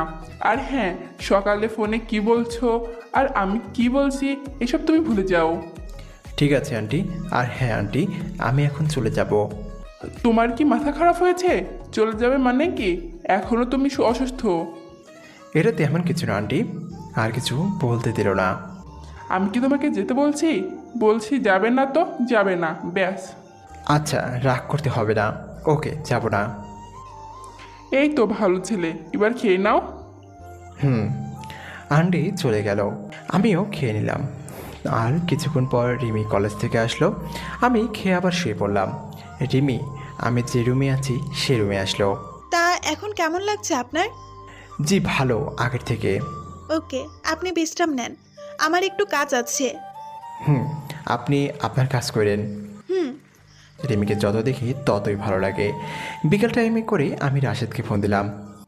বল। কি করিস? কিছু না, কম্পিউটার থেকে কলেজের ম্যাপটা ভালো করে দেখছিলাম। এটাও তো কাজ, কিছু না বললি কেন? আরে এটা তো তেমন কিছু কাজ না। আচ্ছা শোন, আজ কলেজে যে মেয়েটাকে খুন করার কথা বলেছে সে মেয়েটাকে কোথায় থাকে এসব কিছু জানিস? না, তেমন তো কিছু জানি না, তবে এতটুকু জানি মেয়েটার সাথে খারাপ কিছু হয়েছে। ও, ওটা একটু জানা যায় কিনা দেখ মেয়েটাকে। অনেক ট্রাই করেছি কিন্তু পারি নাই। আচ্ছা ঠিক আছে, খুনটা কখন করবে সেটা জানিস? আজ রাত 3টার পরে। ওকে, রেডি থাকিস, তুইও যাবি আমার সাথে। ওকে। ফোনটা কেটে দিয়ে অপেক্ষা করতে থাকলাম রাতের জন্য। এমনিতে সব প্রিপারেশন নিয়ে নিয়েছি, শুধু রাশেদ আসবে স্পেশাল পোশাক পরবেও, এতটুকু। আর রাশেদ আসার সময় বাইক তো আনবেই। এখন রাত 10টা। হঠাৎ একজনের ফোন আসলো। আমি নম্বর দেখে অবাক। ইনি আবার অসময়ে বিরক্ত করে কেন? এমনিতে আছে চিন্তায়, তার উপর ইনি আবার ফোন দিচ্ছেন। রিসিভ করলাম। আসসালামু আলাইকুম ম্যাম। ওয়ালাইকুম আসসালাম। কেমন আছেন রবিউল হাসান? জি আলহামদুলিল্লাহ ভালো আছি ম্যাম, আপনি? আলহামদুলিল্লাহ ভালো। তা আপনার কাজ কতটুকু হলো? ম্যাম আমার কাজ প্রায় শেষ, অল্প একটু বাকি আছে। গুড, কাজ তাড়াতাড়ি শেষ করেন। আর মাত্র 15 দিন আছে, এই সময়ের মধ্যে আবর্জনা সব পরিষ্কার দেখতে চাই। জি ম্যাম, ইনশাল্লাহ এই সময়ের মধ্যে আবর্জনা রাখার জায়গাও রাখবো না। আমি জানি আপনি পারবেন। ইনশাল্লাহ দোয়া করবেন ম্যাম। দোয়া আছে আপনার প্রতি, নিজের খেয়াল রাখবেন। রাখলাম। Yes ma'am. আসসালামু আলাইকুম। যে ফোন দিছে সে আর কেউ নয়, স্বয়ং সিএম। তিনি আমাকে এই স্পেশাল টিমের হেড বানিয়েছেন এই সমাজ থেকে নোংরা আবর্জনাগুলো পরিষ্কার করার জন্য। আমাকে কারো অনুমতি ছাড়া এনকাউন্টার করার পাওয়ার দেওয়া হয়েছে। আমার কাজ নিয়ে শুধুমাত্র সিএমই জিজ্ঞেস করতে পারেন, আর কারো বলতে আমি বাধ্য নয়। ফোন কেটে দিলাম। ঘড়িতে তাকিয়ে দেখি 11টা বাজে। রাশেদের ফোন আসলো। নিচে তাকিয়ে দেখি সে দাঁড়িয়ে আছে। তাই আমি বের হতে যাব। ঠিক তখনই মনে হলো দরজা দিয়ে গেলে কেউ দেখে ফেলবে, জানালা দিয়ে যেতে হবে। দরজার পাশে গিয়ে ভালো করে দেখলাম কেউ আছে কিনা, কিন্তু কেউ নাই, সবাই ঘুমাচ্ছে। সবাই বলতে এখানে রিমি আর রিমির আম্মু ছাড়া আর কেউ নেই। রিমি একমাত্র মেয়ে। রিমির বাবা মারা গেছে প্রায় 5 বছর আগে। তারপর আমি জানালার কাছে আসলাম, নিচে তাকিয়ে দেখলাম রাশেদ ছাড়া আর কেউ আছে কি না। সেখানেও রাশেদ ছাড়া আর কেউ নেই। দোতলার ওপর থেকে জানালা দিয়ে লাফ দিলাম। এটা আবার তেমন কোনো ব্যাপার না আমার স্পেশাল টিমের প্রতিটি সদস্যের কাছে। সবাই প্রায় 6টা দেশের ট্রেনিং প্রাপ্ত। আমাদের লাফানোর সমান 20 তলা থেকেও লাফাতে হয়েছে। এভাবে লাফাতে লাফাতে আর ভয় করে না কিছুকে। লাফ দিয়ে নেমে রাশেদের কাছে গেলাম। ঠিক আছিস তো? এটা আবার নতুন কি? পেছনে তাকালাম, হঠাৎ জানালার পাশ থেকে কেউ একজন নড়ে গেল মনে হলো। তেমন গুরুত্ব দেয়নি, বিড়ালও হতে পারে। রাশেদকে নিয়ে বাইক নিয়ে চলে গেলাম কলেজের কাছে। আমরা দুজনের পোশাক পরে নিচ্ছি। আমার স্পেশাল পোশাক আমি পরেছি, রাশেদেরটা রাশেদ। কলেজে গিয়ে বাইকটা কলেজের গাড়ি রাখার রুমে ঢুকিয়ে রাখলাম। তারপর কলেজের পেছনে চলে গেলাম। কলেজের পিছনে আমি আর রাশেদ ছাড়া আর কেউ নেই। 2টো বাজলে রেডি হয়ে যাবি, এখন তো 1টা বাজে। আর হ্যাঁ, কানে ব্লুটুথ লাগিয়ে নেই। জানি না তারা কতজন থাকবে, আর এটাও জানি না মেয়েটাকে। খুব সাবধানে থাকবি। আমার ইশারা পাওয়ার সাথে সাথে হাঁটুর নিচে গুলি করবি। এদেরকে মেরে ফেলে যাবে না, এদের দিয়ে আরও অনেক কিছু বের করতে হবে। ওকে। 2টা বাজতে আর মাত্র 10 মিনিট বাকি। দেখলাম একটা কারে করে কিছু ছেলে সহ একটা মেয়ে আসছে। মেয়েটার চেহারা ভালো করে দেখা যাচ্ছে না। যখন একদম কাছে চলে আসলো তখন দেখলাম মেয়েটার কেউ নয়, আরোহীকে দেখে তো আমার মাথায় রক্ত উঠে গেল। আমি রাশেদকে সংকেত দিলাম একদম রেডি হতে। ছেলে 5 জনের মতো আছে সাথে আরোহীর। সবাই যখন কলেজের পিছনে আসলো তখন আমি আর রাশেদ গাছের পিছনে ঢোকালাম। তাদের মধ্যে আরও একজনকে দেখে তো আমি আর নিজেকে ঠিক রাখতে পারিনি। সে আর কেউ নয়, আরেকটা ধর্ষক, যাকে 2 মাস যাবৎ খুঁজতেছি। এভাবে পাবো ভাবেনি। তাদের কথা শুনে যতটুকু বুঝলাম তারা আরোহীকে মেরে তার গায়ে আরকে লিখে দেবে। তারপর সব বদনাম আরকের হবে। রাশেদকে সংকেত দিলাম গুলি করার জন্য। সংকেত দিতে দেরি, শ্যুট করতে দেরি নয়। একে একে সবাইকে শ্যুট করে দিলাম। আর হয়তো হতভঙ্গ হয়ে গেছে। সবাইকে শ্যুট করার পর আমি আর রাশেদ বের হলাম। আরোহী আমাকে দেখে কিছুটা চিন্তামুক্ত হলো। আপনাকে খুন করার কথা ছিল তাহলে? আপনি এসে বাঁচালেন। আচ্ছা ঠিক আছে, দেখি এদের কী অবস্থা। দেখলাম সবাই অজ্ঞান হয়ে গেছে। তারপর সবাইকে গাছের সাথে সাথে বেঁধে দিলাম। পানি দিয়ে একজনকে জ্ঞান ফেরালাম, যাকে মেরে ফেলবো তাকে। তার নাম তাবিব। কিরে, তুই এতদিন কইছিলি? তোকে তো অনেক খুঁজেছি। কিরে তুই, তোর এত বড় সাহস আমাকে বেঁধে রাখছিস? শান্ত হয়ে যা, তুই হলি ধর্ষক। সোজা কথা, তোকে এখন মরতে হবে। কিরে তুই যে আমাকে মারবি? আমি কি জেনে কেন নিজের প্যান্টটা নষ্ট করতে চাস বলতো? তোকে তো আমাকে কি রে? তোকে আমি এখানে মেরে দেবো। জানিস আমি কে? জানি তো, এমপির ডান হাত, মানে বড় চামচা। আর হলি ধর্ষক। তোকে মারতে এর থেকে বেশি কিছু আমার জানার দরকার নাই। কিরে তুই যে আমাকে মারবি? শুনবি তাহলে আমি কে? বল তুই কে? আর কে? দেখলাম তাবিব চোখ বড় বড় করে ফেলছে। ভাই মাফ করে দেন, ভুল হয়ে গেছে। সময় কম আর মাপ শব্দের সাথে আমি খুবই কম পরিচিত। শেষে কি কোনো ইচ্ছা আছে? আপনার চেহারাটা দেখতে চাই। ওকে, দেখ তাহলে। বলেই মাস্কটা সরালাম। তুই? আমি বলে আর কথা না বাড়িয়ে গুলি করে দিলাম। মরার পর পিঠে লিখে দিলাম আর কে। তারপর একজনকে ফোন দিয়ে জানালাম ব্রেকিং নিউজ করতে। তারপর আমি রাশেদ আর আরোহী চলে আসলাম। এমপির পোলাপাইনদের গাছে বেঁধে রাখছি। তারপর চলে আসলাম বাইকের কাছে। বাইকে করে আরোহী আর রাশেদ, অন্য বাইকে আমি। রাশেদ, আরোহীকে তার বাসায় দিয়ে আয়। আর আসার সময় ফোন দিয়ে কাউকে ডেকে নিবি, যাতে আমার বাইকটাও নিয়ে যেতে পারে। ওকে, এখন যাচ্ছি তাহলে। আর শোন, তোর কোনো সমস্যা হলে আমাকে বলবি। ওকে, যা এখন, বাই। আর এই বাসায় ডিসি রিমির বাসায় বিপরীতে, তাই 2 দিকে চলে গেলাম। আমি রিমির বাসার বাইরে এসে গাছ বেয়ে আবারও রুমে ঢুকে গেলাম। রুমে ঢুকে সবচেয়ে বড় শখ খেলাম, কারণ রুমে আন্টি বসে আছে। কোথায় গিয়েছিলে এত রাতে? আন্টি, আসলে একটা জরুরি কাজে গিয়েছিলাম, সকালে বলবো, এখন গিয়ে ঘুমাই। রাত 3:20 বাজে এখন। না, এখন বলো কোথায় গিয়েছিলে। আন্টি প্লিজ, সকালে বলবো। সত্যি বলবে তো? হুম। ওকে, তুমি ঘুমাও এখন। জি আন্টি, একটা অনুরোধ ছিল। জানি কি বলবে, যদি সকালে না বলো তাহলে কিন্তু খারাপ হবে।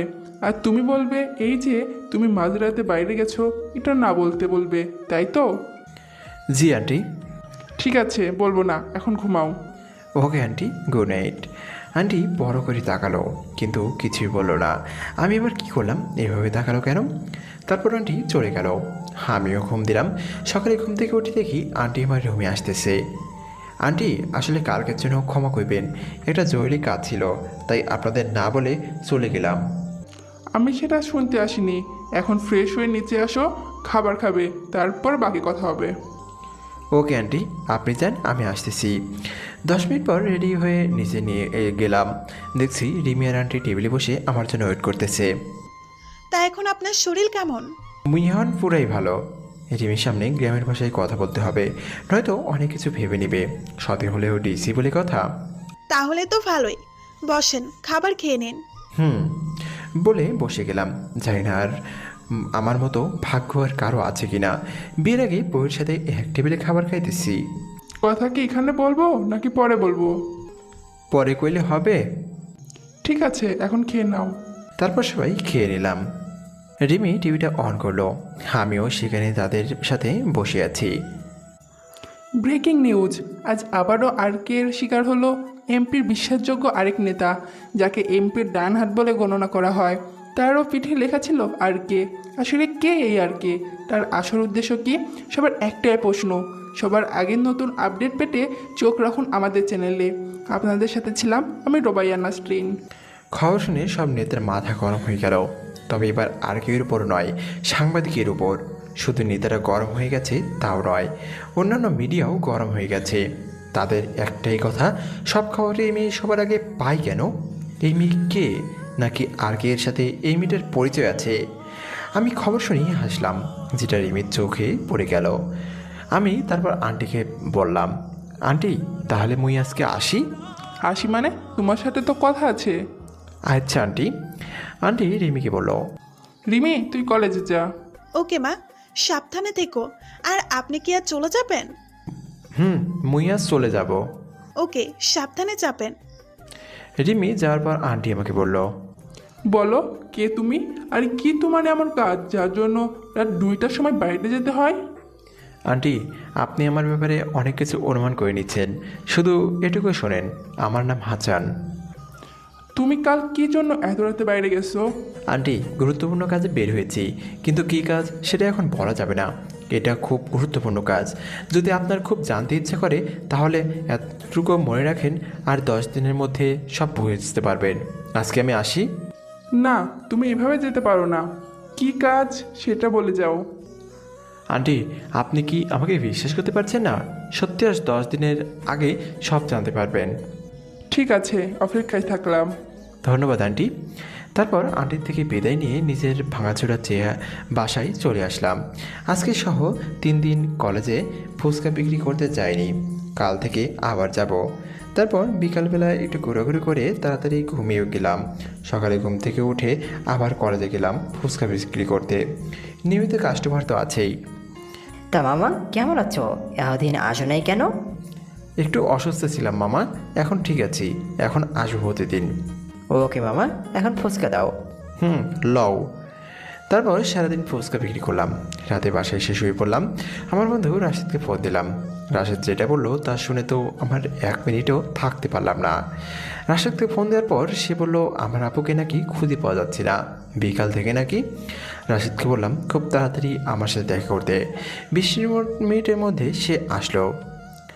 আপু কোথায় থেকে হারিয়ে গেছে? তোর আপু অফিস থেকে আসার সময় একটা গাড়ি করে কিছু লোক আটকায়, তারপর তোর আপুকে তারা নিয়ে যায়। তারা আসছিল একটা মাইকো করে। গাড়ির নাম্বার কত ছিল, ট্র্যাক করেছিস? গাড়ির নাম্বারটি ফিক্স ছিল, তাই ট্র্যাক করা যায়নি।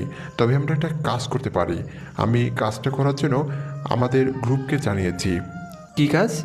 এলাকায় যত সিসিটিভি আছে সব ক্যামেরা রেকর্ড দেখতে বলেছি, তা থেকে তোর আপুকে খুঁজে বের করতে পারবো। গুড। আরেকটা কাজ কর, তাদেরকে বলে দেয় আপুকে যে দিক দিয়ে নিয়ে যাওয়া হয়েছে সেই ক্যামেরার রেকর্ড দেখতে আর আমাদের জানাতে বল। তাড়াতাড়ি কর। তুই এত চিন্তা করিস না, আপুকে ঠিকই খুঁজে বের করবো, আপুর কিছুই হবে না। দোয়া কর যাতে আপুর কিছু না হয়। চল। কোথায়? আপুকে খুঁজতে হবে তো। তাই তো বলছি, চল। এইমাত্র RA6 জানিয়েছে তোর আপুকে যে গাড়িতে করে নিয়ে যাওয়া হয়েছে সেই গাড়িটা শেষবার এমপির পুরাতন বাড়িতে দেখা গেছে। আমাদের টিম তাদের সব ক্যামেরা হ্যাক করে নিচ্ছে। এখন তোর আপু ওখানেই আছে। তোমার দেরি কেন, তাড়াতাড়ি চল। দাঁড়া, সব ঠিক করে নেই। ও মনেই ছিল না। তারপর রাশেদার আমি পুরো রেডি হয়ে নিলাম, গান ছুরি প্লাস সব ঠিক করে নিয়ে নিলাম। তারপর রওনা দিলাম এমপির পুরাতন বাড়িতে। বাড়িতে ঢোকার আগে টিমকে ফোন দিলাম। আসসালামু আলাইকুম স্যার, আপনার আপু এখন বাইরের ডান পাশের রুমে আছে, অজ্ঞান হয়ে আছে। ঠিক আছে, তোমরা একটা কাজ করো, ক্যামেরায় যাতে আমাদের দেখা না যায় সেই ব্যবস্থা করো। স্যার, ক্যামেরা কি অফ করে দেব? না না, কি করছো? ক্যামেরা অফ করলে তারা বুঝতে পারবে।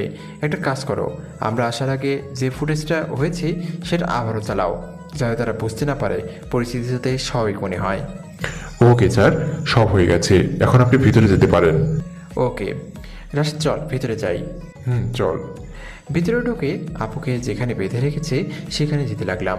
হঠাৎ কেউ সামনে আছে মনে হলো, তাই লুকিয়ে পড়লাম। কিছুক্ষণ পর আবারও সামনে গেলাম, দেখলাম আপু চেয়ারে বাঁধা অজ্ঞান হয়ে আছে।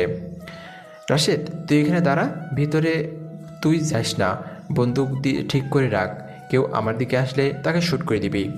ওকে, তুই এখন যা, সাবধানে যাবি, আমিও তোর সাথে আছি।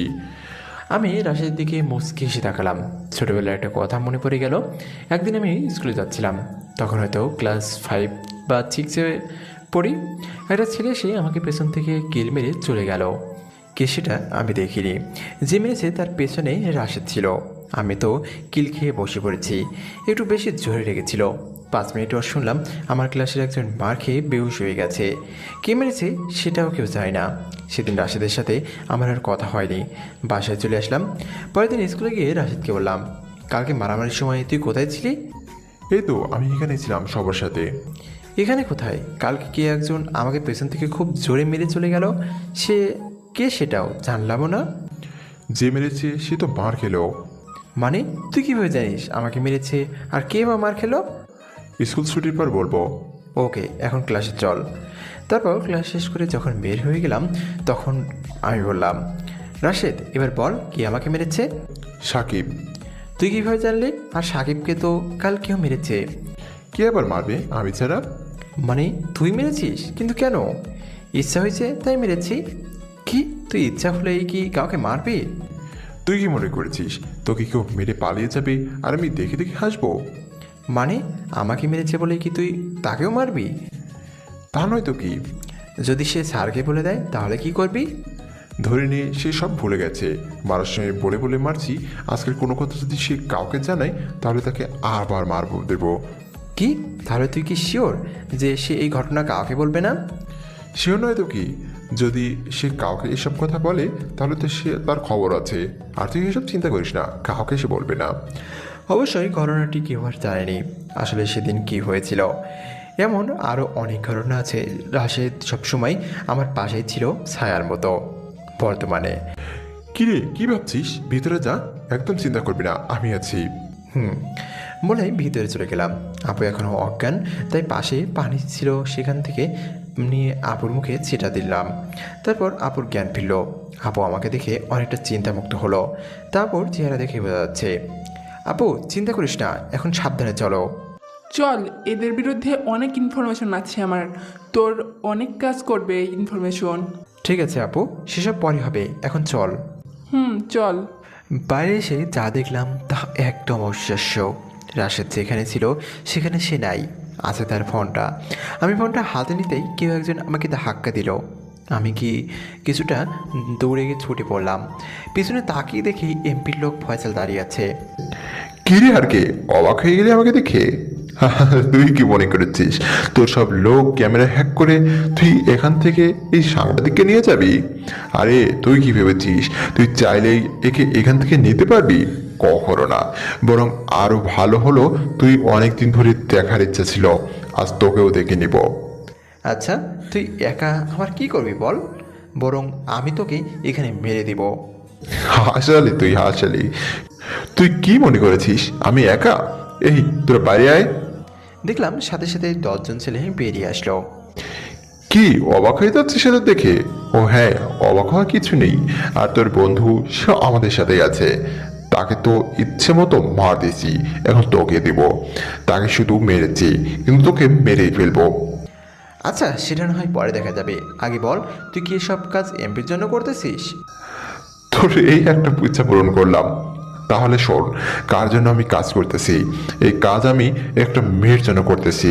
তুই তাকে চিনবি না, সে তোকেও মারতে চায়, শুধু তোকেও এখনো পায়নি। তাই আমাদের ম্যাডাম তোকে দেখতে আসতেছে, চিন্তা করিস না। তোকে না দেখিয়ে ম্যাডামের চেহারা মারবো না। ম্যাডামের চেহারা দেখবি, তারপর তোকে মারবো। তারপর তোর মার্কসের চেহারার পিছনে আসল চেহারাটা দেখবো। কখন আসবে তোর ম্যাডাম? আমারও অনেক শখ তোর ম্যাডামকে দেখার। 5 মিনিট পর একটা সাদা কার আসলো। বোরকাওয়ালা সেই চেহারাটা দেখা যাচ্ছে না। তারপর আমার সামনে আসলো, এসে বলতে লাগলো, কি রে, তুই নাকি আমাকে দেখার ইচ্ছে হয়েছে? তাহলে দেখ আমাকে। বলে চেহারা বের করলো। আমি তো চেহারা দেখে অবাক। এই সেই মেয়ে এখানে কেন? এই মেয়েটা তো আর কেউ নয়, লিজা মেয়েটার নাম। এর সাথে 5-7 দিন আগে আমার পরিচয় হয়েছে কলেজে। মেয়েটা ফুচকা খেতে আসছিল হৃদয়ের সাথে। হৃদয় আমার নিয়মিত কাস্টমার। ও মিস লিজা তাহলে এদের লিডার? কি, তুই আমার নামও জানিস তাহলে? জানবো না কেন মিস লিজা, আপনাকে আমি একসময় সম্মান করতাম, কিন্তু আজকে আপনাকে এদের সাথে দেখে যতটা সম্মান করতাম তার থেকে 1000 গুণ ঘৃণা হচ্ছে। সম্মান করতি মানে? কোথায় সম্মান করতি? আমাদের তো আজই প্রথম দেখা। তাহলে না, আমাদের আগেও দেখা হয়েছে, কিন্তু সেটা অন্যভাবে। আপনার সাথে আমার কথাও হয়েছে, কিন্তু আপনি আমাকে চিনতে পারবেন না। যাই হোক, আপনি এই সাংবাদিকদের কেন ধরে এনেছেন?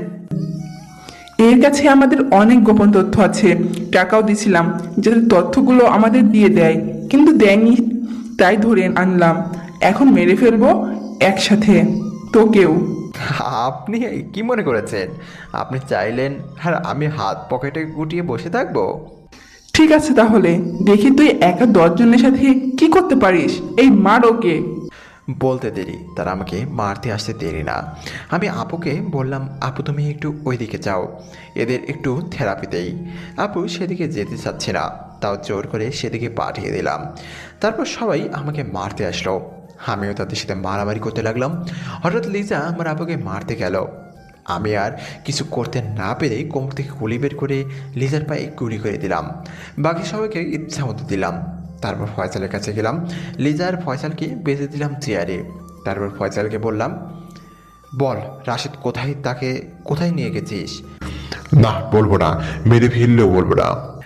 ওকে তাহলে মর বলেই পায়ে একটা গুলি করলাম। সাথে সাথে পড়ে দিল রাশেদ পেছনের ঘরে আছে। আমিও তাদেরকে সেখানে রেখে আমি আর আপু রাশেদের কাছে গেলাম। দেখলাম রাশেদকে বেঁধে রেখেছে। আমি তাকে খুঁড়ে নিয়ে বললাম, চল হসপিটালে যাই। পরে যাব। না, এখন চল, তোকে অনেক মেরেছে। এই মার কিছুই হবে না, তারা সাধারণ পাবলিককে মারার মতো মেরেছে। তাহলে চল, একজন অভিনেত্রীর সাথে পরিচয় করাবো তোকে। ওই, তুই আপুকে বাঁচাতে এসেছিস, অভিনেত্রীর সাথে দেখা করতে নয়। এই তো আপু, চল, যারা আপুকে কিডন্যাপ করেছে তাদের দেখবি। চল। গিয়ে দেখলাম ফয়সালের পায়ের থেকে অনেক রক্ত পড়তেছে, আর বাকি পোলাপান তো আগেই পালাইছে। এদের এখন কি করবি? কি আর করবে, মেরে দেবে, নয়তো আবার ঝামেলা করতে পারে। আপুকে ইঙ্গিত করে রাশেদ কথাটি বলল, ও আপনাদের তো বলাই হয়নি, সাংবাদিক রোবাইয়া নাসরিন আর কেউ নয়, আমার আপু। যে কোনো মিশন শেষ করেই আমি ফোনগুলো আপুকে দিতাম। আচ্ছা দাঁড়া, আমি আমাদের টিমকে ফোন দিয়ে দেখি এদের বিরুদ্ধে কোনো মামলা আছে কিনা। ওকে, ছবি পাঠিয়ে দেয়। ওকে। তারপর রাশেদ লিজার ফয়সালের ছবি তুলে পাঠিয়ে দিল। আমাদের টিমের হেড হচ্ছি আমি, আর আমার পরের অবস্থান রাশেদের। আমার অবর্তমানে রাশেদ সব দায়িত্ব পালন করে। রাশেদ টিমকে ফোন দিল। স্যার, আপনি যে ছবিগুলো দিয়েছেন তারা মোস্ট ওয়ান্টেড। কি বলছেন এসব? আপনি কি শিওর? ইয়েস স্যার, তারা মাফিয়াদের হয়ে কাজ করে। 3টা দেশ তাদের খুঁজতেছে। নারী পাচার থেকে শুরু করে ড্রাগস পাচার সহ সব অবৈধ কাজ এরা 2 জন যুক্ত আছে। আর কোনো কিছু? ইয়েস স্যার, যারা এদেরকে ধরতে পারবে, মৃত বা জীবিত, তাদের সরকার থেকে সম্মানিত করা হবে। ওকে, ফোন রাখছি। Yes sir. তারপর রাশেদ সব ঘটনা আমাকে বলল। আমি শুধু তাকিয়ে আছি লিজার দিকে। একটা মেয়ে কেমনি এসব কাজ করতে পারে বা কাজের সাথে জড়াতে পারে? মেয়ে হয়ে কিভাবে মেয়ে পাচার করতে পারে? কি ভাবছিস এদেরকে মেরে দিব? না, তুই একটা কাজ কর, আপুকে নিয়ে বের হয়ে যা, আমি এদের দেখছি। ওকে। কি তুই আমাকে নিয়ে যেতে বলছিস? আমি তোর সাথেই যাব। আপু তুমি রাশেদের সাথে যাও, আমি আসছি। আপু চলেন। রাশেদ আমার বেস্ট ফ্রেন্ড, ছোটো থেকেই আমার সাথে রাশেদের ভালো বন্ধুত্ব। আমাদের বাসায় যাওয়া আসা একদম ফ্রি। রাশেদ আপুকে বড় বোনের মতো দেখে, আপুও তাকে ছোট ভাইয়ের মতো দেখে। ওকে চল, তাহলে শোন, তুই 10 মিনিটের মধ্যে আসবি, আমি বাইরে অপেক্ষা করব। আমাকে কথাগুলো বললো। ঠিক আছে এখন যাও। তারপর আপু আর রাশেদ চলে গেল। আমি লিজা আর ফয়সালের কাছে গেলাম। মিস লিজা, আমি তো আপনাকে ভালো মনে করতাম, কিন্তু আপনার মাঝে এত জঘন্যতা থাকবে সেটা আমার কল্পনাতে ছিল না। কি বলতে চাস তুই? আমি কি বলতে চাচ্ছি সেটা আপনি ভালো করে বুঝতে পারছেন। কীভাবে পারেন একটা মেয়ে হয়ে আর একটা মেয়েকে পাচার করতে? আর ফয়সাল, তোকে তো আমি শুধু এমপির চামচামানি করতাম, কিন্তু তুইও মোস্ট ওয়ান্টেড কেমনে হলি? দেখ, তুই অনেক কিছু জানছিস। ভালো হবে তোর যদি আমাকে ছেড়ে দিস। তোর যত টাকা লাগে আমি দেবো, তা আমাদের ছেড়ে দে। তোদের কি মনে হয় আর কি ঘুষ নিয়ে তোকে ছেড়ে দিবে? দাঁড়া, 5 মিনিট পর তোদের সাথে বোঝাপড়া হবে। তারপর আমি ফোন দিলাম RH2-কে। ইয়ে স্যার। তোমরা কি শিওর যে এরা মাফিয়াদের সাথে কাজ করে? জি স্যার।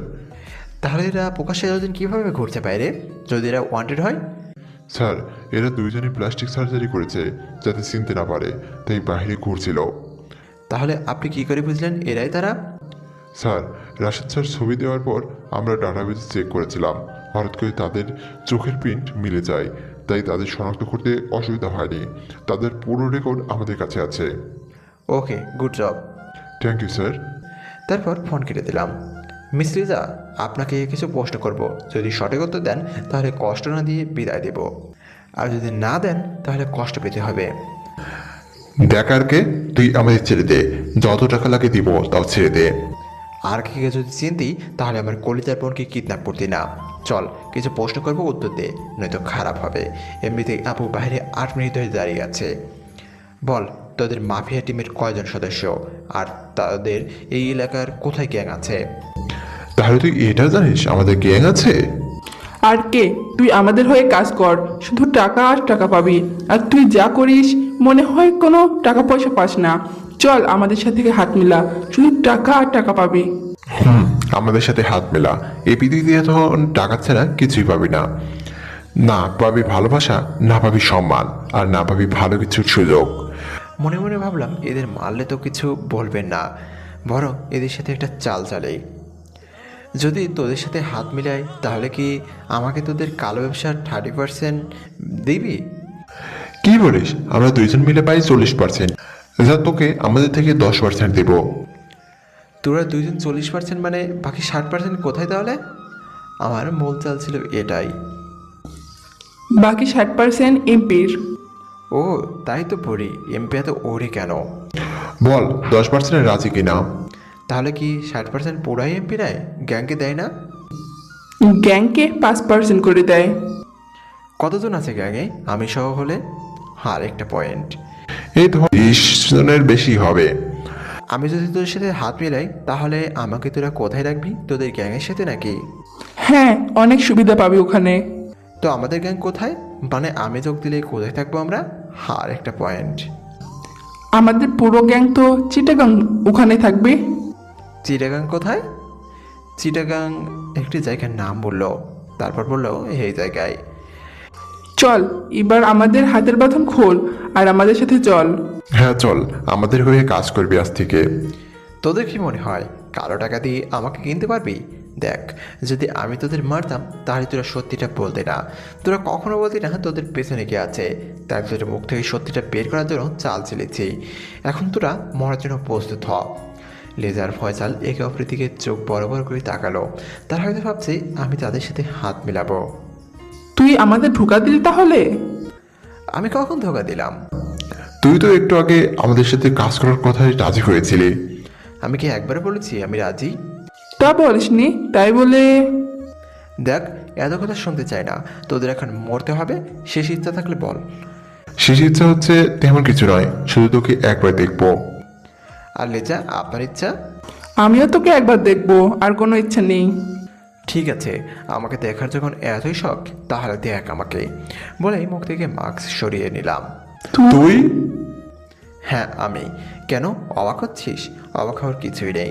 নে এবার মরার জন্য প্রস্তুত হয়ে যা। তুই তাহলে আর কে ফুসকাল সেজে আমাদের ফলো করছিলি? আমি। তারপর তাদের দুইজনকে মাথায় গুলি করে দিলাম। ফয়সাল তো 1 মিনিটের মধ্যে মরে গেছে, কিন্তু লিজা তার অনেক রক্ত যাচ্ছে, তা 5 মিনিট পর সে মরে গেল। কথাই আছে, আপনি কাউকে কষ্ট দিলে আপনাকেও একই রকম কষ্ট পেতে হবে, যেটা হৃদয়ের সাথে ঘটেছে বা ঘটবে। তারপর তাদের মেরে বাইরে চলে আসলাম। বাইরে আসার পর আবার প্রশ্ন তো শুরুই। তুই বলেছিলি 10 মিনিটের মধ্যে আসবি, এখন কয় মিনিট হয়েছে? আমি ঘড়িতে তাকিয়ে দেখলাম 20 মিনিট হয়েছে। 20 মিনিট হলো মাত্র। 20 মিনিট হলো তা মাত্র বলছিস? আসলে আপু আমাকে খুব ভালোবাসে, তাই 10 মিনিট দেরি হলে আপু রেগে গেছে। আপু এটা আর কি বলো, তাদের তো ওপরে পাঠিয়ে আসতে হবে তাই না? কি, ওদের মেরে ফেলেছিস? মেরে দিয়েছি। কি করলে এটা তুই? তাদের না মারলে কি হতো না? না আপু, ওদের না মারলে হতো না, কারণ এরা মোস্ট ওয়ান্টেড আসামি। দুইজনে প্লাস্টিক সার্জারি করে পুলিশকে নিজের চেহারায় লুকিয়ে রেখেছে। কে? তুই কিভাবে জানলি? গোপন সূত্রে জেনেছি। আমার যে একটা টিম আছে সেটা আপু জানে না, শুধু এতটুকু জানে আমি ফুচকা বিক্রি করি। হয়েছে, এবার চল, এখানে বেশিক্ষণ থাকলে ঝামেলা হতে পারে। হ্যাঁ চল। রাশেদ তুই আপুকে বাসায় পৌঁছে দে, আমি বাসায় যাচ্ছি। আর কাল সকাল 10টায় মিটিং আছে, সবাইকে ডাকবি। সবাইকে ডাকবি মানে কি? তেমন কিছু না আপু, আমার ফ্রেন্ডদের সাথে কথা বলবো, তাই সবাইকে ডাকতে বললাম। ও, আপু কিন্তু আমার কথাটা বিশ্বাস করেনি, তা আমি খুব ভালো করেই বুঝতে পেরেছি। ওকে রাশেদ, যা তাহলে। আর আপু সাবধানে যাবে, বাসায় পৌঁছে আমাকে ফোন দিবে। Okay bye. তারপর চলে আসলাম বাসায়, এসে একটা ঘুম দিলাম। পরের দিন চলে গেলাম সেই গভীর মাঠের নিচে। মিটিংয়ে সবাই এসে গেছে, তাই মিটিং শুরু করলাম। সবাই কেমন আছেন? ভালো স্যার, আপনি কেমন আছেন? ভালো। যাই হোক, আজকে যে জন্য আমরা এখানে আসলাম সে আলোচনা শুরু করি। Yes sir. আপনারা জানেন আমার নির্দিষ্ট সময় প্রায় শেষের দিকে, আর মাত্র 5 মিনিট সময় আছে। এই সময়ে আমাদের অনেক কাজ করতে হবে। Yes sir. আপনারা হয়তো জানেন আর 2 দিন পরে বিশ্ববিদ্যালয়ের একটা অনুষ্ঠান আছে, আর সেই অনুষ্ঠানে প্রধান অতিথি হিসেবে থাকবে আমাদের এমপি। ইয়েস স্যার, জানি সেটা। ঠিক আছে, তাহলে ওই দিন আমাদের সব কাজ শেষ করতে হবে। সবাই ওই দিন এখানে উপস্থিত থাকবেন।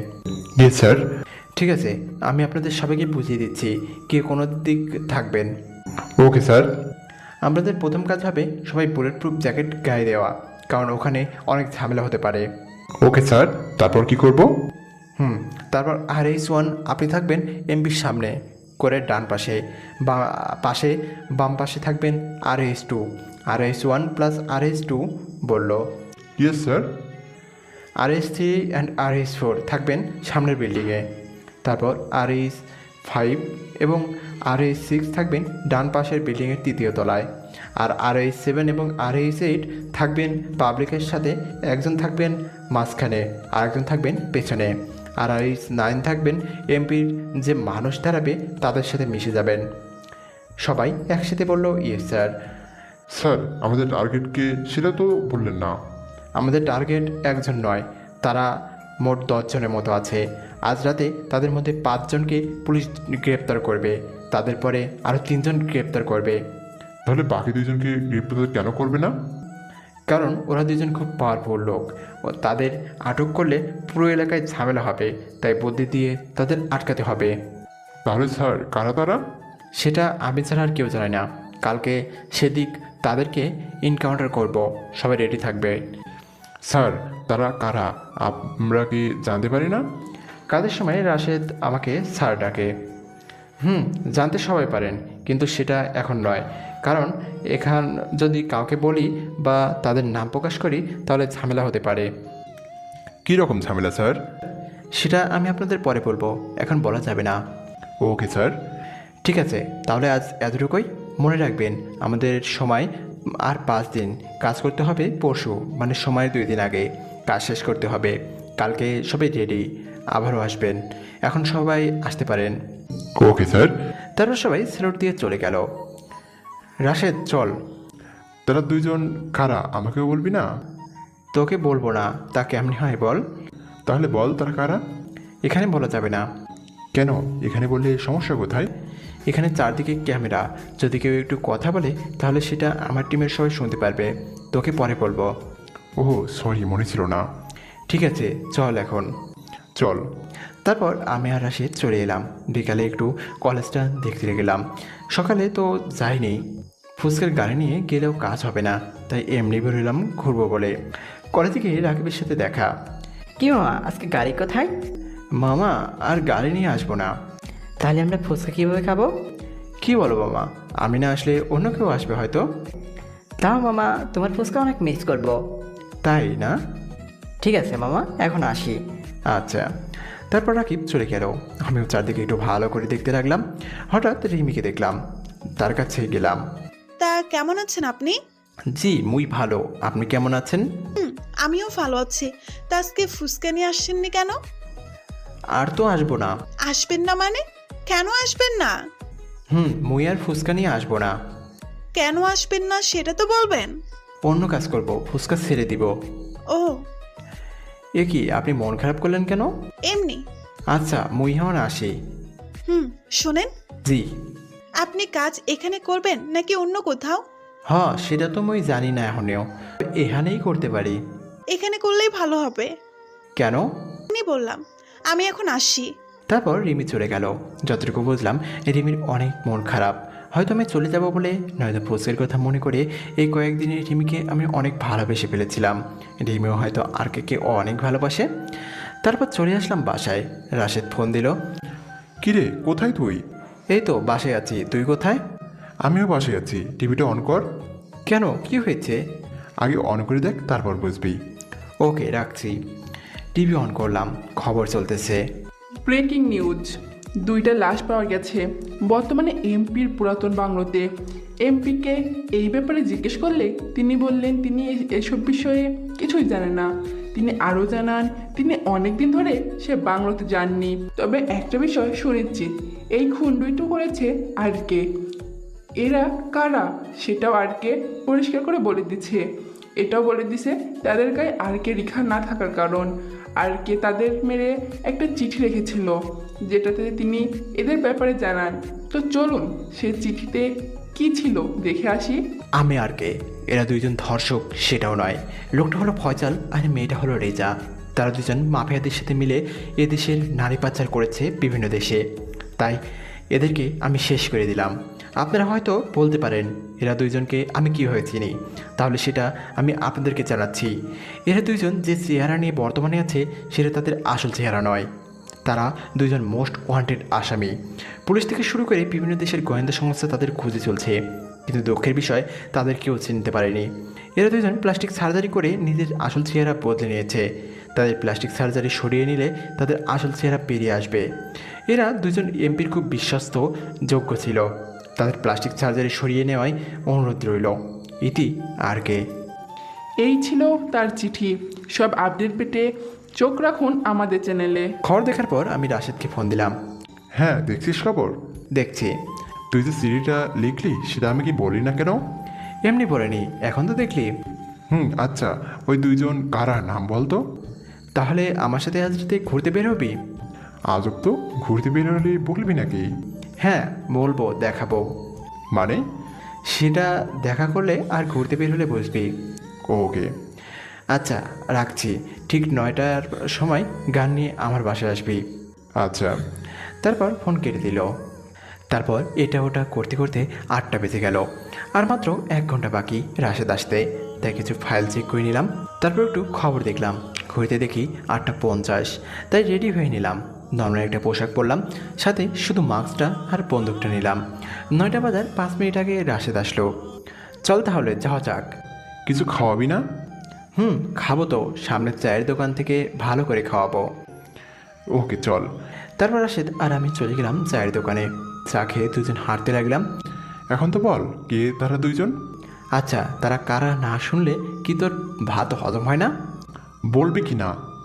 বলবো, চল আর একটু সামনে যাই। 5 মিনিট হাঁটার পর। এবার তো বল। তাহলে শোন, তোর কি মনে আছে আমরা যখন জবে প্রথম ঢুকি তার মাসখানেক পরে বাংলাদেশ থেকে প্রায় 30টা মেয়ে পাচার হয়েছে সেটা? মনে তো আছেই। তো এই হলো সে যে আমাদের টার্গেটে থাকবে। এরা তো 2 জন। আর তোর কি মনে আছে এমপির নির্বাচন হওয়ার মাসখানেক আগে একটা গাড়ি বিস্ফোরণ হয়েছিল যে ওটা? হ্যাঁ মনে আছে। আর সে হচ্ছে দ্বিতীয় ব্যক্তি। গাড়িটি এমনিতে বিস্ফোরিত হয়নি, ওটাতে টাইম বোমা লাগানো হয়েছিল। কারা সে জানোয়ারগুলো যারা নিরীহ মানুষকে এভাবে মেরেছে?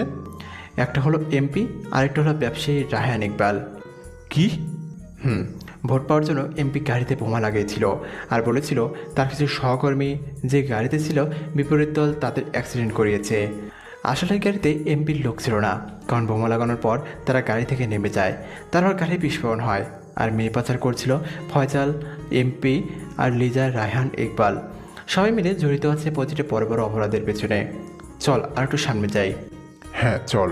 শোন, অনুষ্ঠানে তুই আমার সাথে থাকবি। আমি যখন বলবো তুই আপুর কাছে চলে যাবি।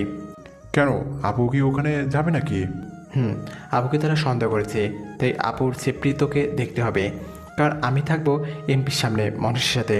তাদের কথা শেষ হলে আমি এমপিকে শ্যুট করব। আর মনে রাখবি ওখানে ডিমিও থাকবে কিন্তু, আর সাথে বন্দুকও থাকতে পারে। ওকে। আরও 10 মিনিট হেঁটে একটা বড় বিল্ডিংয়ের সামনে আসলাম।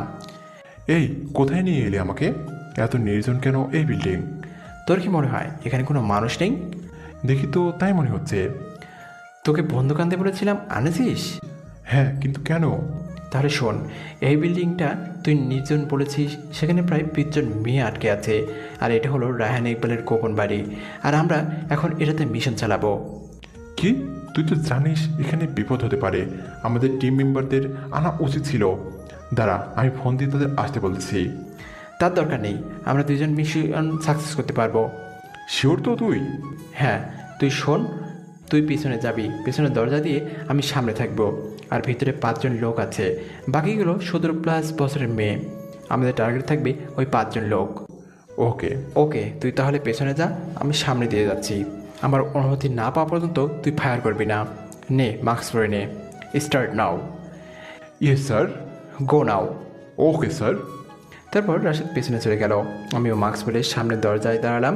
রাশেদকে ফোন দিলাম। রেডি তো? Yes sir. ওকে, আমি ঢুকতেছি, তুইও ঢুকবি। সামনে কেউ আসলে গুলি করে দিবি। Yes sir. ওকে। তারপর ভিতরে ঢুকে গেলাম। পেছনে রাশেদের উঠলো। ভিতরে একটা মেয়ে আমাকে দেখে ফেললো। কিছু বলার আগেই আমি তাকে ইশারায় চুপ করিয়ে দিলাম। তারপর সামনে গিয়ে একজনকে দেখলাম, সাথে সাথে লুকিয়ে পড়লাম। সে একটু কাছে আসতেই পেছন দিয়ে তার মুখ চেপে ধরলাম আর ঘাড় ভেঙে দিলাম। সে সাথে সাথে মারা গেল। আর ওইদিকে রাশেদ ভেতরে ঢুকে সামনে আসলো। আমি আসে সামনাসামনি হয়ে গেছি। আমি তাকে ইশারায় বললাম সামনে বাম হাতে পাশে যেতে। সে সাথে সাথে আমার দিকে গুলি চালালো। আরে কি ভাবছেন গুলি আমাকে করেছে? আরে না, আমার পেছনে আরেকটা লোক ছিল যাকে আমি খেয়াল করিনি। সে যখন আমাকে হামলা করতে আসে রাশেদ তখন তাকে গুলি করে। সে সাথে সাথে মাটিতে পড়ে যায়। আমি ইশারায় বললাম গুড জব। আমি আবার ইশারায় বললাম সামনে যেতে। সে সামনে যেতে আর আমিও। ভিতরে আর 3 জন আছে। আপনাদের পরে দেই, আমাদের বন্দুকের কোনো সাউন্ড হয় না, সাইলেন্সারও লাগানো নেই। বর্তমান আমাদের হাতে যে বন্দুকগুলো আছে সেগুলো নতুন তৈরি করা হয়েছে। রাশিয়া থেকে বাংলাদেশে মাত্র 15টা এই বন্দুক আনা হয়েছে। তার মধ্যে 10টা আমাদের কাছে আছে, 3টা সিএমের কাছে, একটা বড় এক ব্যবসায়ীর কাছে আছে, আর একটা আগের একজন ভেতরের কাছে। আমি রাশেদকে ইশারায় বললাম ভেতরে আর 3 জন আছে।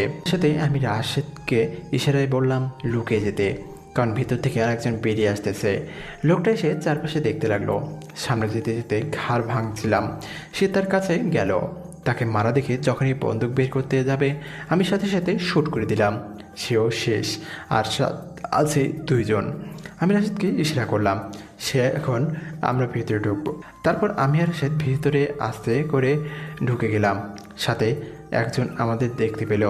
সাথে মেয়েগুলো আমি তাদের ইশারায় করলাম চুপ থাকতে, তারা চুপ হয়ে গেল। সে আমাদের দেখে ফেললে আমি তাকেও শ্যুট করে দিলাম। বাকি একজন বিপরীত দিকে থেকে তাকিয়েছিল।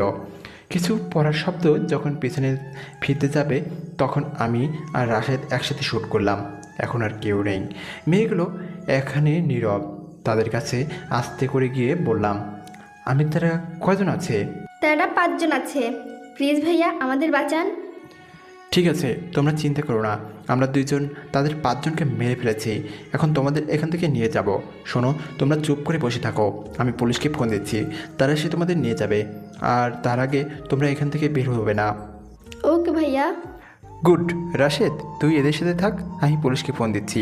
তারা আসলে আমি তোকে ফোন দিব, তখন তুই পেছনে দিয়ে বেরিয়ে যাবি, আমি পেছনের রাস্তায় থাকবো। আমিও চলে গেলে সমস্যা কি? কারণ এটা ভয় পাবে। ওকে। আমি তারপর বের হয়ে টিমকে ফোন দিলাম।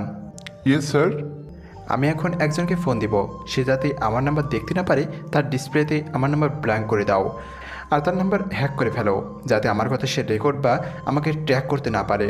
আর আমার কথা শেষ হলে তার ফোন থেকে যাতে আমি ফোন দেওয়ার আগে আধা ঘন্টা ও ফোন দেওয়ার পরে আধা ঘন্টা কল লিস্ট যাতে মুছে যায়। Yes sir. তারপর আমি ওসিকে ফোন দিলাম। ওসি ফোন বের করে দেখেন নাম্বার নাই, তাই ফোন কেটে দেয়। আমি আবারও ফোন দিই, ওসি এবার ফোন রিসিভ করে। তাকে কিছু বলতে না দিয়েই আমি বললাম, হ্যালো ওসি সাহেব, আমি আর কে বলছিলাম। আর কে? অবাক ও ভয়ে ওসি কথাটি বলল।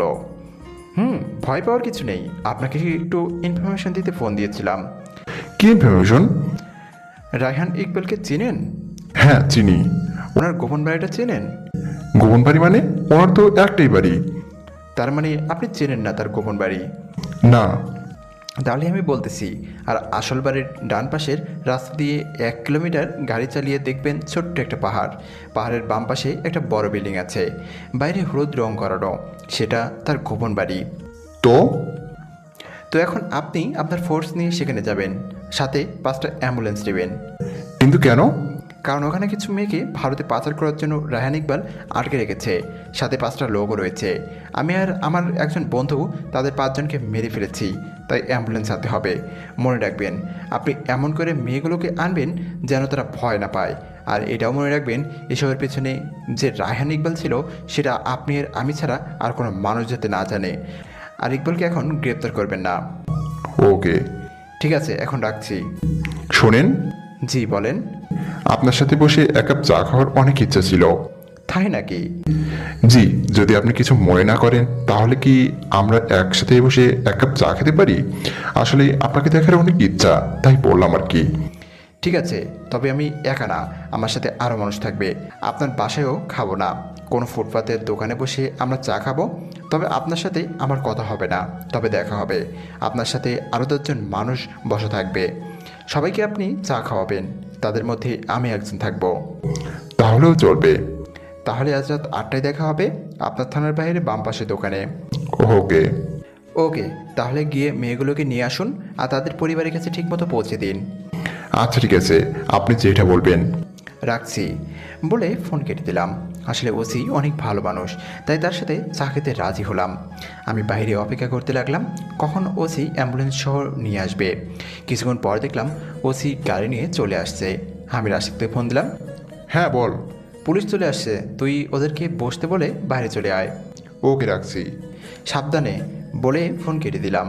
শোনো, তোমরা বাইরে, তোমাদের পুলিশ আঙ্কেল এসেছে তোমাদের নিতে। তোমরা বসো, তারা এসে তোমাদের নিয়ে যাবে। ঠিক আছে, আমি আসি। ধন্যবাদ আঙ্কেল। আমার বন্ধুকে ভাই ডাকলে আর আমাকে আঙ্কেল? মেয়েগুলো কিছু বলতে যাবে, তার আগে পুলিশের জুতার আওয়াজ শুনে রাশেদ পেছন দিয়ে বেরিয়ে গেল। তারপর আমি আর রাশেদ বাসার দিকে রওনা দিলাম। আর ওইদিকে ওসি বলছে, ঠিক আছে বাচ্চারা, তোমরা ভয় পাবে না, আমরা তোমাদেরকে তোমাদের বাবা মায়ের কাছে পৌঁছে দেব। ঠিক আছে আঙ্কেল।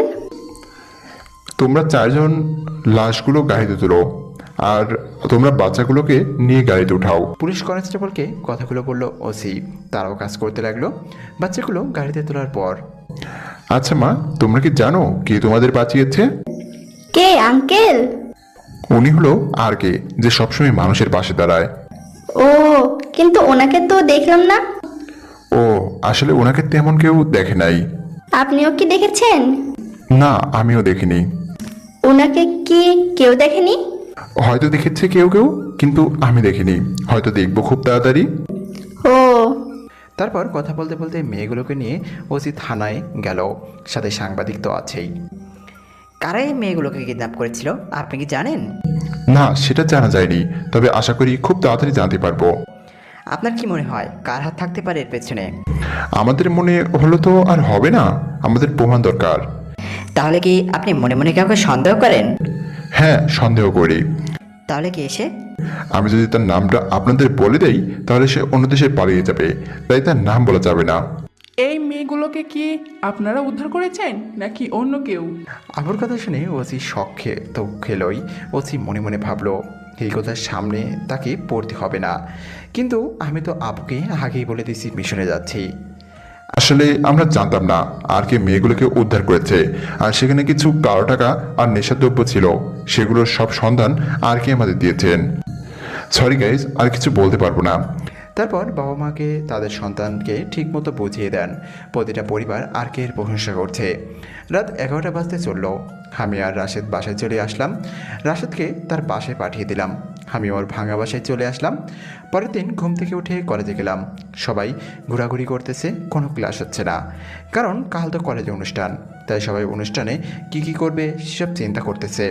স্যারেরাও সে চিন্তায় ব্যস্ত। কোথায় থেকে আরোহী আসলো। কেমন আছেন ভাইয়া? এই তো ভালো, তুমি কেমন আছো? আর এতদিন কই ছিলে?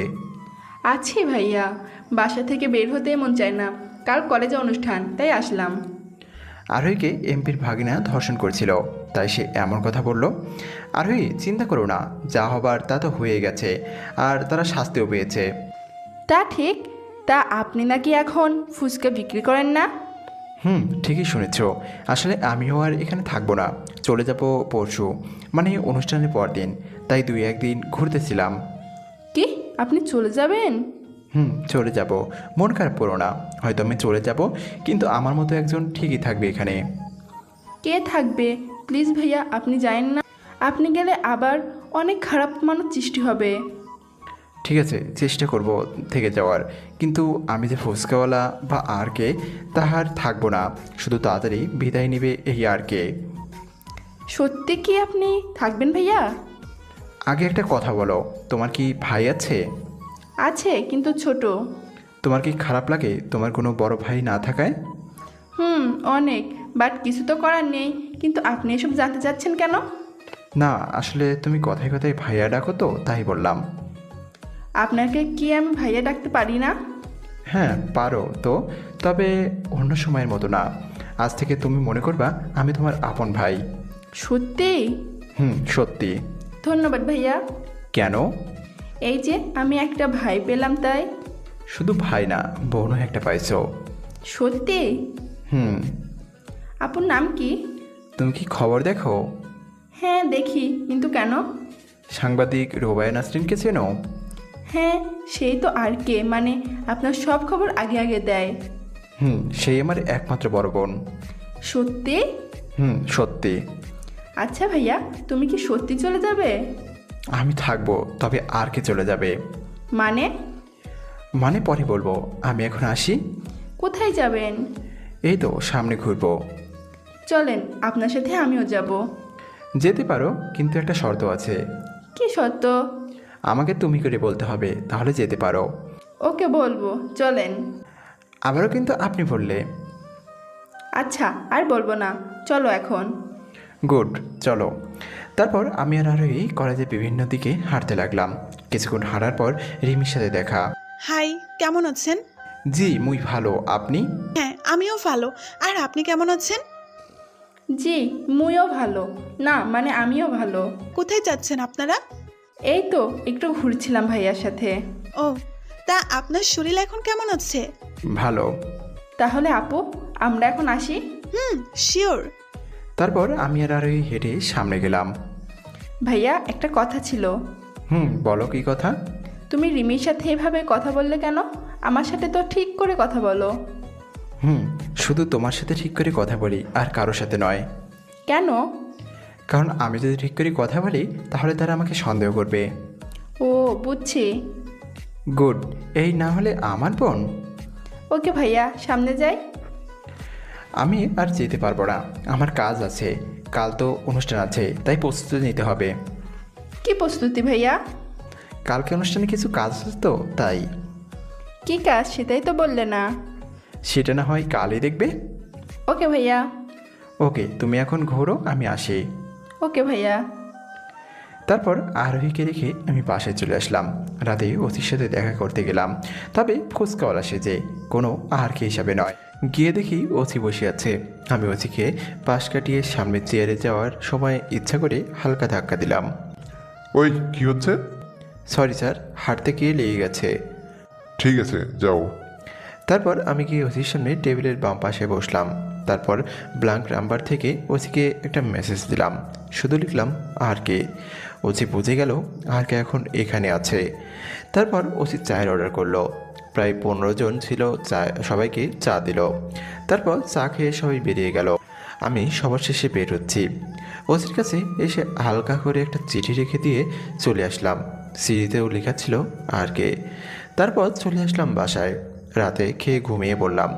সকালে ঘুম থেকে উঠে গোসল করে ভালো করে সব কিছু চেক করে নিয়ে বন্দুক, মাস্ক, কার্ড, ফোন, চাকু সব কিছু ঠিক করে নিলাম, কারণ সকালে কলেজে অনুষ্ঠান।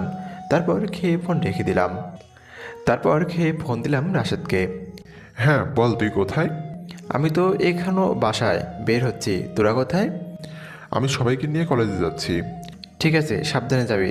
মনে রাখবি কলেজে এমপি আর রায়হান, ইকবাল দুইজনই উপস্থিত থাকবে। তুই আপুকে দেখে রাখবি। তোর প্রধান কাজ হবে আপুকে দেখে রাখা, সাথে সবার দিকে নজর রাখবি। শিওর। গুড। এমপি দেওয়ার সাথে সাথে সবাই পজিশন নিয়ে নিবি, আমি আসতেছি। ওকে। তারপর আমি কলেজের উদ্দেশ্যে রওনা দিলাম। 10 মিনিট পর রিক্সা থেকে নেমে কলেজে ঢুকলাম। তারপর রাশিদের কাছে গেলাম। সব ঠিক আছে তো? হুম আর এখানে সব কিছু ঠিক আছে তো? এখানে সব ঠিক আছে। ওকে, রেডি হয়ে যা। ইকবাল আর এমপি দুইজনই আসতেছে। আগে ইকবাল কথা বলবে, তাই আর কিছু সময়ের মধ্যে ইকবাল চলে আসবে। তারপর এমপি আসবে। আমার টিমের সবাইকে ডাক, আমি ওদের সাথে কথা বলবো। ওকে। তারপর রাশেদ সবাইকে ডাকলো। আপনারা সবাই সব কিছু নিছেন তো? জি স্যার। মনে রাখবেন, আপনারা চাকরি নেওয়ার আগে শপথ করেছিলেন দেশ ও দশের জন্য প্রয়োজনে নিজের প্রাণ দিয়ে দিবেন, তাও হার মানবেন না।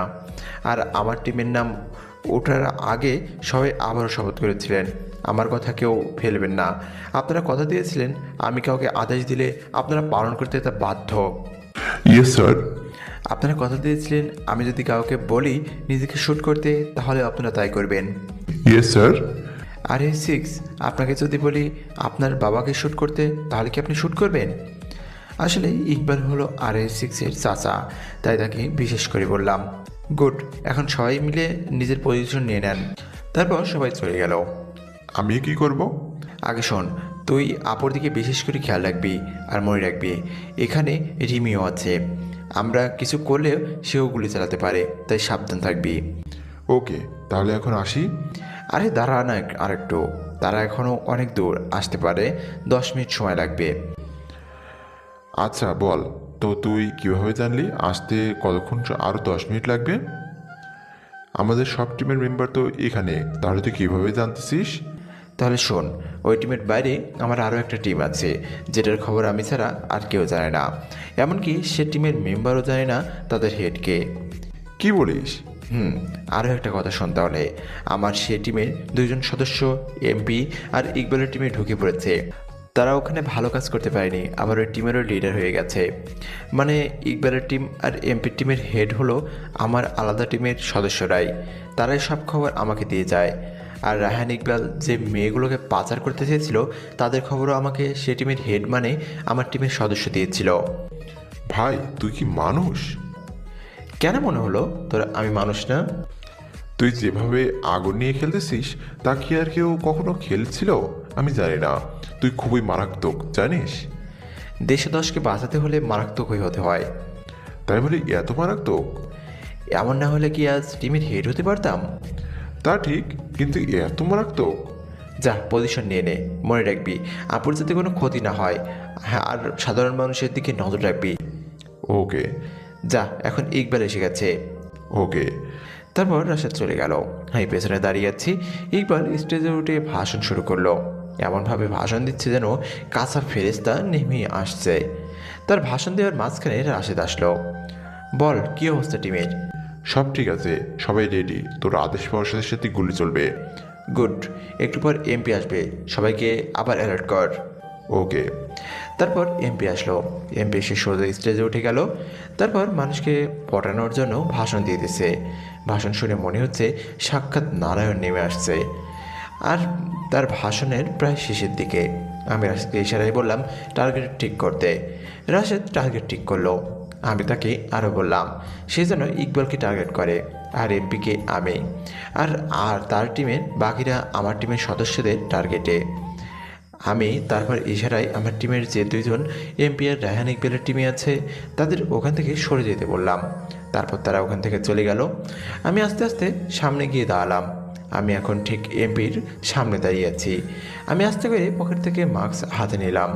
তারপর যখন এমপির ভাষণ শেষ হবে মাস্ক পরে নিলাম, যেটা রিমি ঠিক হয়ে দেখে ফেলল। তারপর আমি কোমর থেকে গান বের করে এমপিকে শ্যুট করে দিলাম, সাথে সাথে রাশেদ, রায়হান, ইকবালকেও। আর আমাদের গুলির আওয়াজ শুনে মানুষ এদিক ওদিক পালাচ্ছে। আর বাকি টিম মেম্বাররা এমপি আর রায়হান ইকবালের টিমের সব মেম্বারকে গুলি করে দিল। সবাই সাথে সাথে মাটিতে পড়ে গেল। দুই টিমের মাত্র 2 জন মানুষ বেঁচে আছে, 1 এমপি আর 2 রায়হান ইকবাল। বাকিরা মারা গেছে। এমপি আর রায়হান ইকবালও মাটিতে পড়ে গেছে। তারপর সবাই দৌড়াতে দৌড়াতে চলে গেল। এখন পুরো কলেজ জুড়ে আছি আমি, আমার টিম, আপু, আরোহী আর রিমি আর স্যারেরা। এমপির কাছে গেলাম। কিরে কেমন লাগে? যখন সামান্য ক্ষমতার লোভে সাধারণ মানুষকে মেরেছিলি তখন তাদের কি হয়েছিল এবার বোঝ, বলে আরও একটা গুলি করে দিলাম। সাথে সাথে পেছনে আরও একটা গুলির আওয়াজ শুনলাম। পেছনে তাকিয়ে দেখি রাশেদ ইকবালকে গুলি করছে। আমি রাশেদকে বললাম তুই আবারও গুলি করছিস কেন? আসলে আমি গুলি করতে চাইনি, কিন্তু সে তোকে গুলি করতে চেয়েছে, তাই আমি তাকে শ্যুট করলাম। ওকে ধন্যবাদ। কেন?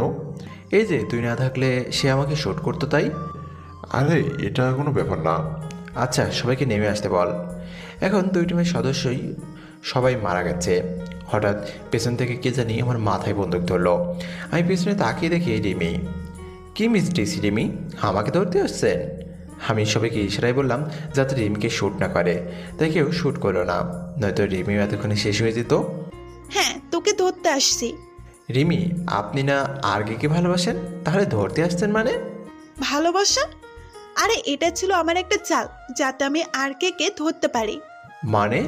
মিস্টার ফুসকাওয়ালা মানে আর কে তুমি আমি মাস্ক পরার সময় দেখে ফেলছি। এই বলে রিমি আমার মুখ থেকে মাস্ক সরালো। আমি রাশেদকে ইশারায় বললাম সিএমকে ফোন দিতে।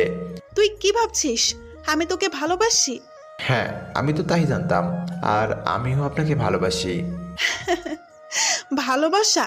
মনে আছে তুই একজনকে খুন করেছিলি যার নাম ছিল রুবেল? হ্যাঁ মনে আছে, সে ধর্ষণ করেছিল তোফাকে, তাই তাকে মেরে ফেলেছি। আর তোফাও তো রুবেলকে মারার আগে আত্মহত্যা করেছিল। ধর্ষণ? জানিস রুবেল আমার মামা ছিল। তো মামা ছিল, কি হয়েছে? ধর্ষণ করেছি তাই মেরেছি। আর এখন আমি তোকে মেরে দিব। মানে? না না, তোকে মারবো না। তোকে মারলে তো প্রমোশন পাবো না, বরং তোকে জীবিত নিয়ে যাব। আমার প্রমোশনও হয়ে যাবে আর তোকে জেলে তিলে তিলে মেরে ফেলবো। কি বলছো রিমি এইসব? তুমি না আমাকে ভালোবাসতে, আমার জন্য বছরের পর বছর অপেক্ষা করলে, তাহলে তুমি সামান্য প্রমোশনের জন্য আমাকে কিভাবে গ্রেপ্তার করবে? ওটা ছিল তোকে ধরার একটা চাল মাত্র। সত্যি কি আমাকে কখনো ভালোবাসেনি? একদম না, শুধু প্রতিশোধ নিতে সব করেছি। এত অভিনয় করতে পারলে? কখনো ভাবি নাই তুমি আমাকে ঠকাবে। তোমাকে যতটুকু ভালোবাসতাম তার থেকে বেশি ঘৃণা হচ্ছে। ছি! তোর ঘৃণা বা ভালোবাসায় আমার কিচ্ছু যায় আসে না। চল এখন থানায়, নয়তো তোকে এখানে শুট করে দিব। না আমি থানায় যাব না। যদি তুমি শ্যুট করে দাও তাহলে এখানেই মরে যাব, তাও থানায় যাব না। ওকে, তাহলে এখানেই মর। বলে শ্যুট করতে যাবে, তার আগে হেলিকপ্টার চলে আসলো আর রিমির হাতে শ্যুট করে দিল। আমি কিছু করতেছি না, শুধু দাঁড়িয়ে আছি আর চোখের জল ফেলছি। যে মানুষটাকে এত ভালোবাসতাম সে মানুষটা আমাকে এভাবে ঠকালো। রিমি বন্দুক তুলে যখন হেলিকপ্টারে শ্যুট করতে যাবে তার আগে সেখান থেকে বের হয়ে আসলো সেনাবাহিনীর একজন কর্নেল মাসুদ রানা, যাকে সব ডিপার্টমেন্টের লোক চেনে। মাসুদ রানা হেলিকপ্টার থেকে নেমে সোজা আমার কাছে এসে আমাকে স্যালুট মারল। তা দেখে রিমি অবাক। আরে স্যার, আপনি কি করছেন? একজন পুলিশকে কেন শুট করতেছেন? এই তো সেই খুনি যে আর কে হয়েছিল। এর আসল নাম হাসান। আপনি কি জানেন সে কে? হ্যাঁ, একজন খুনি। না, সে খুনি নয়। আপনি তো তার পুরো নামটাও জানেন না, তাকে কিভাবে চিনবেন? মানে? এর পুরো নাম হলো রবিউল হাসান। মনে পড়ে 2018 সালের কথা।